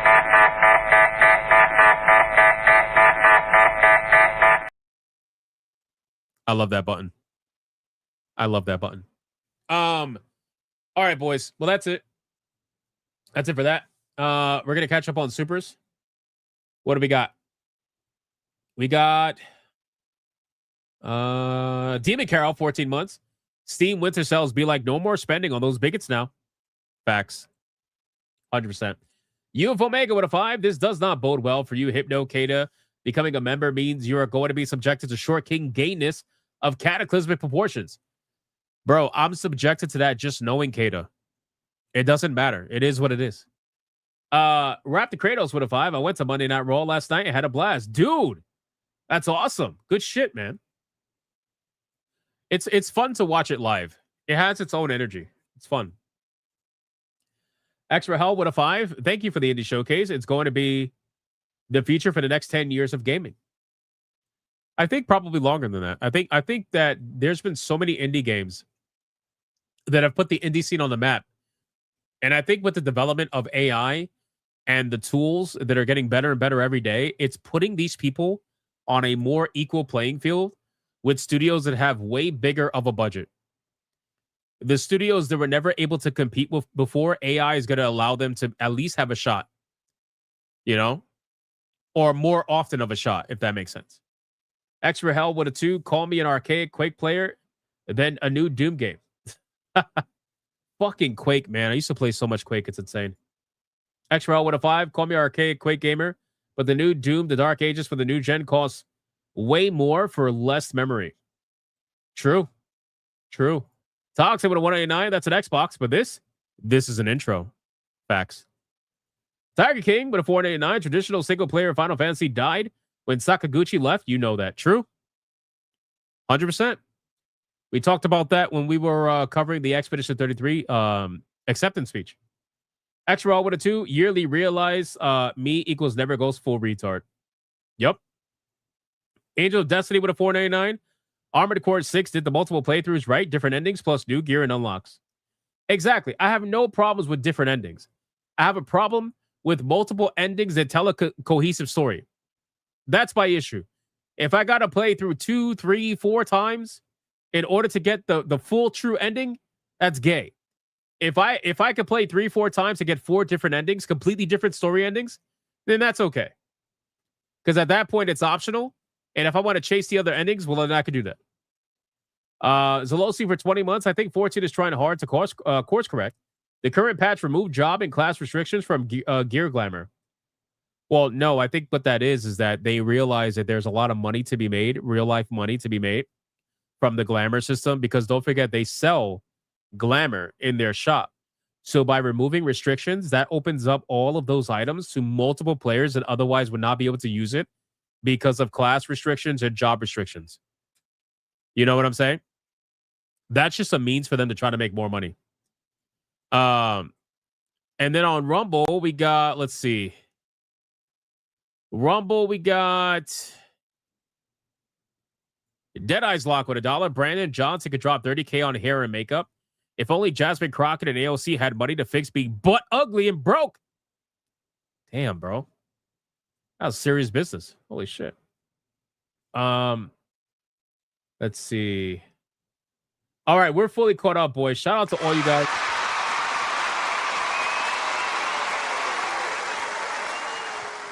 A couple of things to note. We're going to be returning to Griffcast pretty soon. I know you guys were like, what about Griffcast? Trust me, guys, I understand. We're going to be returning to Griffcast pretty soon. We're going to be playing Total Chaos, so look forward to that. Hypnocast will probably be happening early tomorrow because tomorrow is New Year's Eve. So I hope all you guys have an amazing New Year's Eve. If you want to join me to celebrate early, I'll be on earlier in the day. So make sure to check your notifications. And that's assuming you even get notifications because I'm going to be streaming earlier. So YouTube's going to be like, what are you doing? You don't normally do this, right? So they probably won't notify you. So make sure you check the channel for that and Twitter, especially. I'll post it on Twitter whenever I do go live. But Griffcast will be returning really soon. So stay tuned for that. And that's really it, man. It's been an amazing time. We're going to be doing the Waifu Battle now. So if you're not going to hang out with us for the Waifu Battle, I appreciate every single one of you. Join me tomorrow for the next stream going into the new year. That's going to be awesome. And I will see all you guys on the next one. Make sure to go watch the videos. I'm going to start releasing videos again. I wasn't doing it because obviously I'm on vacation, but I will as soon as possible. And yeah, it was a lot of fun. I appreciate you guys, man. Indie Showcase was badass today too. A lot of Final Fantasy talk. I love it when I could talk about Final Fantasy all day. I know it's not healthy, but I could talk about Final Fantasy all day. All right, boys, Waifu Battle. Let's go.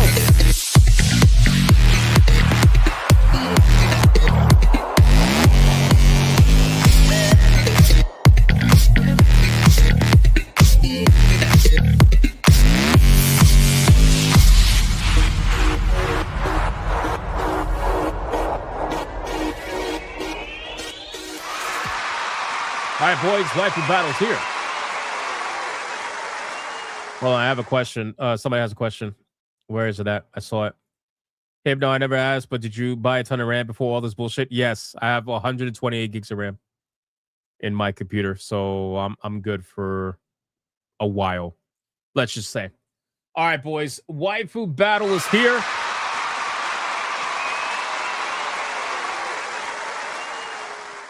We got ourselves a champion who is not going down without a fight, man.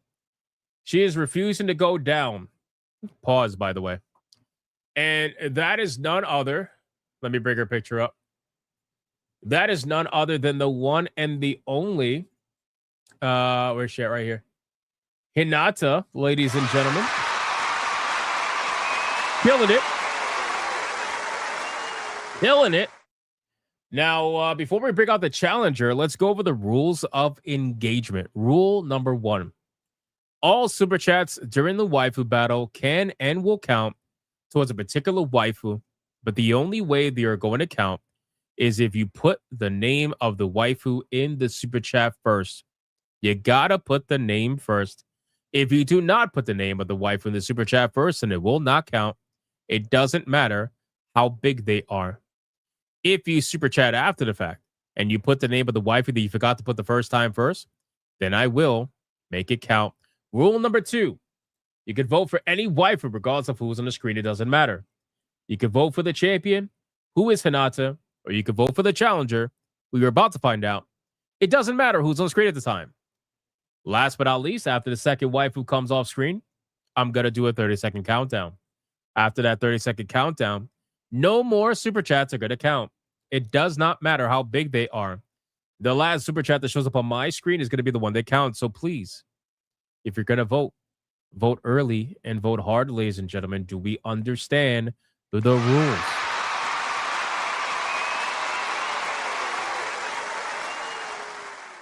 Clearly, from all the highlighted chats, we do not understand the rules. All right, boys, listen.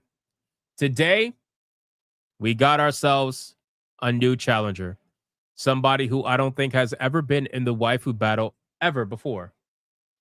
And somebody who is also in the same universe as the champion.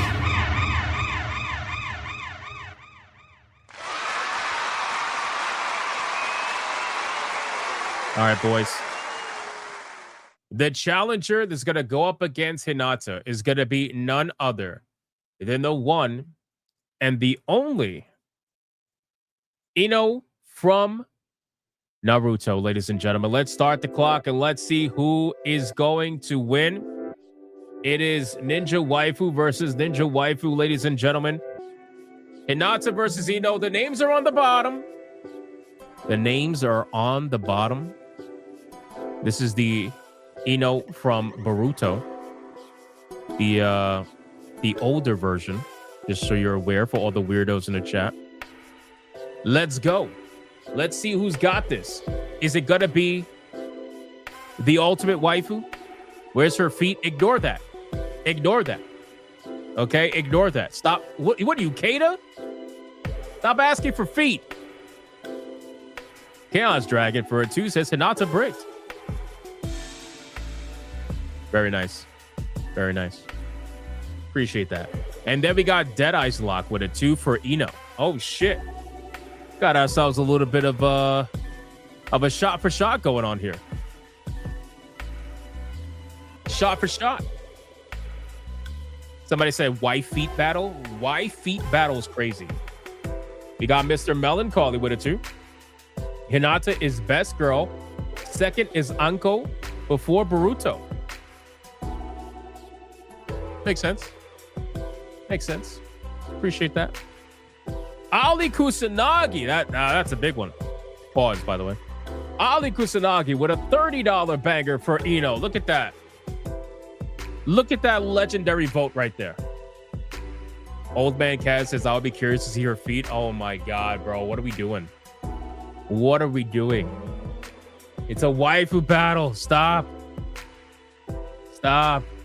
Thank you, Ali Kusanagi. And then Deadeye's Lock for $1 over on Rumble for Hinata. Shout out to Deadeye's Lock. That's 2 for Ino, 1 for Hinata from Deadeye's Lock. Appreciate that, brother. So far, Ino's got a pretty decent lead. But Hinata did come out of nowhere last time, so you never know what might happen. Anything could happen right now. Kind of just have to play it by ear, I suppose.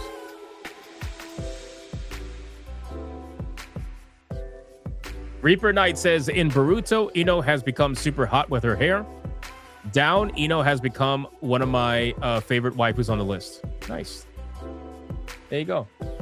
Toxin with 189 says Ino Futa, believe it. Oh my god. Toxin. Really? Really? God damn it. Gray the Merchant for $1 says neither.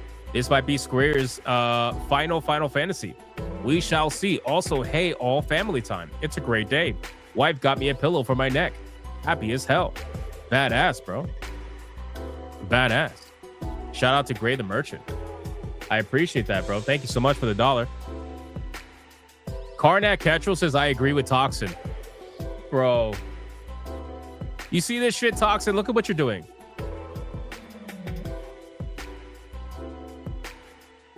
This is all your fault. We have Dead Eyes Lock with a 5 on Rumble. Says, Ino, part 1 was an obnoxious brat, but Shippuden redeemed her. There you go. There you go. Shout out to Dead Eyes Lock. We actually got a lot of votes for Ino. I'm surprised. I'm surprised. Very little votes for Hinata right now. We might have a felting on our hands. I guess we're going to see. It's time for Ino to come off screen. And now it's time to bring out the current Waifu Battle champion, who is Hinata, ladies and gentlemen. Let's start the clock and let's see who is going to win. Is it going to be Hinata or is it going to be Ino? Let's find out. We got Extra Hall with a 2 says, Ino, I'm hungry. Nice.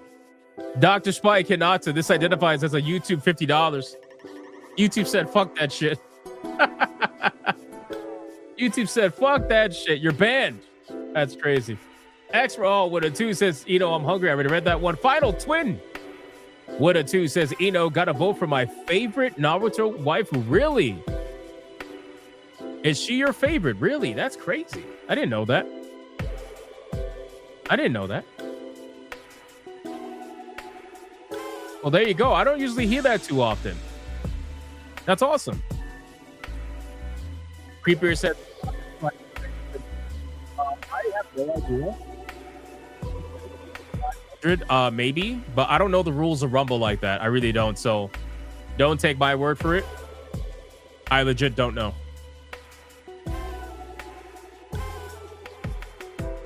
I can't live off Ino's B cups. Jesus Christ.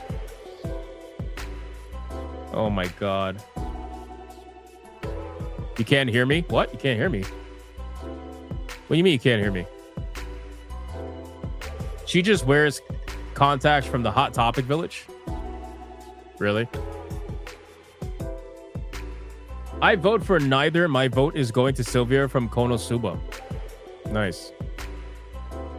I was underwater. Oh, that's because I was looking away from the microphone. Sorry. I was looking at the votes. My bad. Trying to see who's winning here. It's obviously Ino right now by a long shot. By a long shot. Sonya just admitted on Rumble that Ino is hot too. So that gives everybody full ammo to felt Sonya, who normally was simping over Hinata.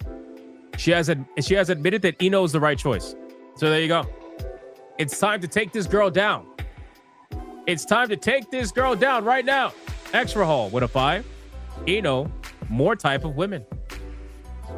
Well, there you go. Look, she's mad. She's mad. She's telling me to shut up. See? That's it. She gave all the ammo in the world. It's over. This is it. Fuck!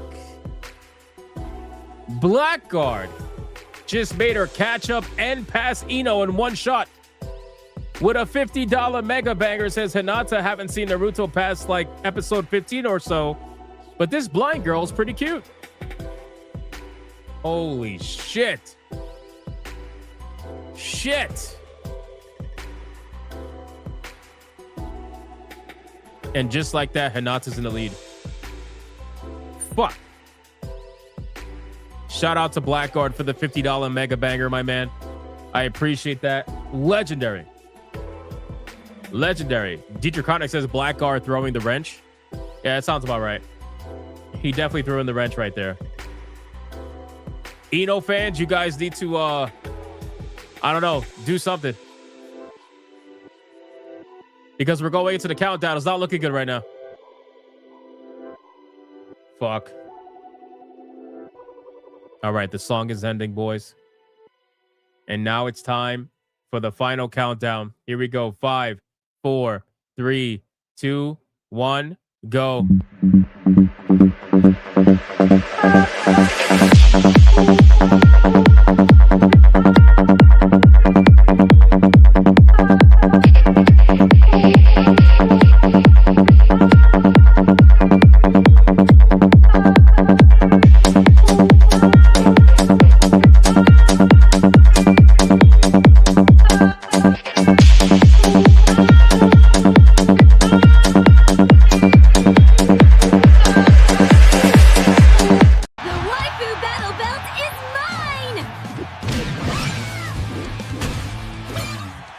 Holy shit.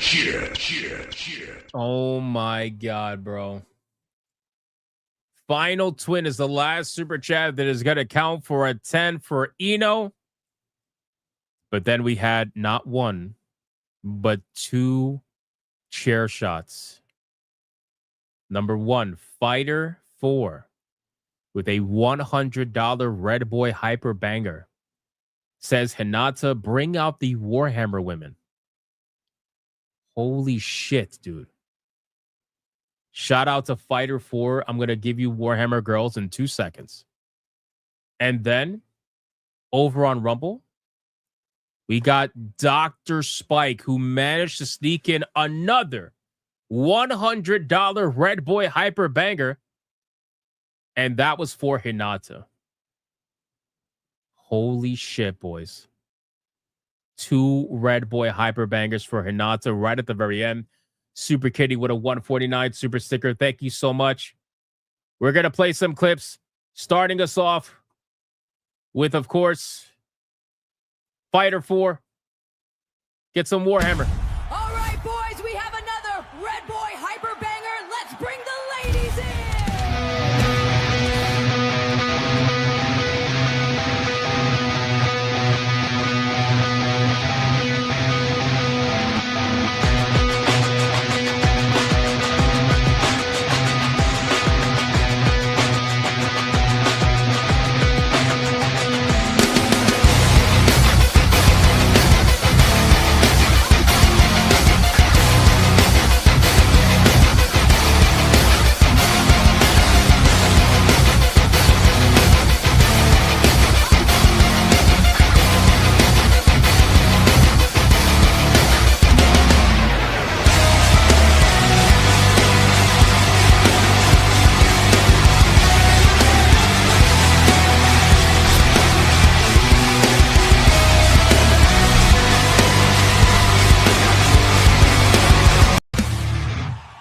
All right, boys, we have another Red Boy Hyper Banger. Let's bring the ladies in.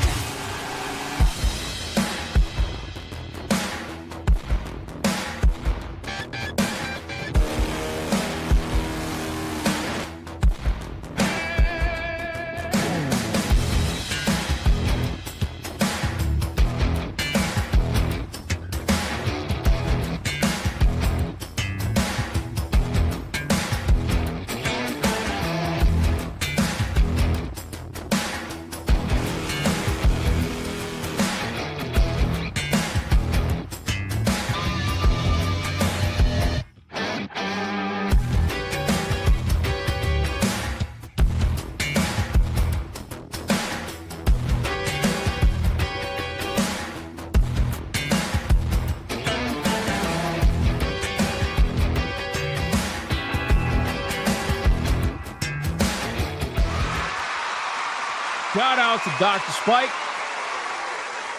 for that Red Boy Hyper Banger. I appreciate that, my man. Fucking legendary. Absolutely legendary.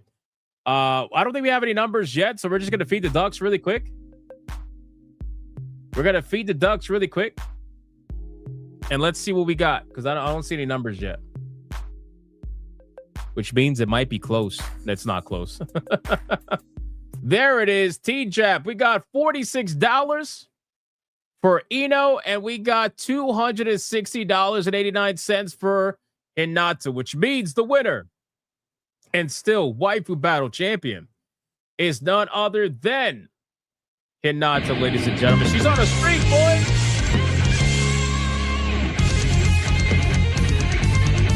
the street.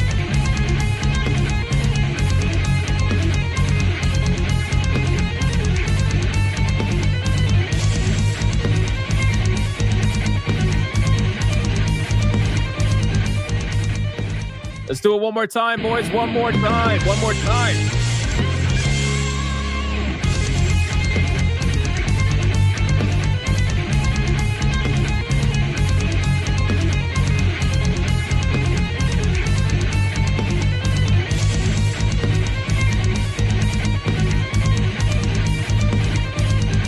Bro, the troll is crazy. Trey with a 20 says, Eno, still fuck the rules. Bro, the trolling is crazy. You are coping and seething. You just can't accept what you're seeing. Yes, you're coping and seething. The truth is scalding, and now you are molding and coping so hard. Coping and seething. And that's going to be it for the Waifu Battle, ladies and gentlemen. Hinata is going to go backstage. She will face off against another waifu tomorrow. Hypnocast, do not miss it, ladies and gentlemen. Don't miss it. All right, boys, listen. For some reason, it's not letting me play the outro. I don't know why. It's like I tried to upload it to StreamYards and it's giving me a fucking corrupted. I have no idea what's going on. So what I'm going to have to do is just thank all of you for liking, commenting, spamming the chat, super chatting, gifting memberships, all that good stuff. I appreciate it, gifting games. And shout out to the Hypno mods for doing what they do every single day. I appreciate you guys as well. We're going to go right into the exit. We're going to be rating someone, so stay for the exit. And I will see every single one of you on the next one. Until then, go be bigots and go be gooners. And I guess we're going to end like this. I guess this is the new intro since YouTube is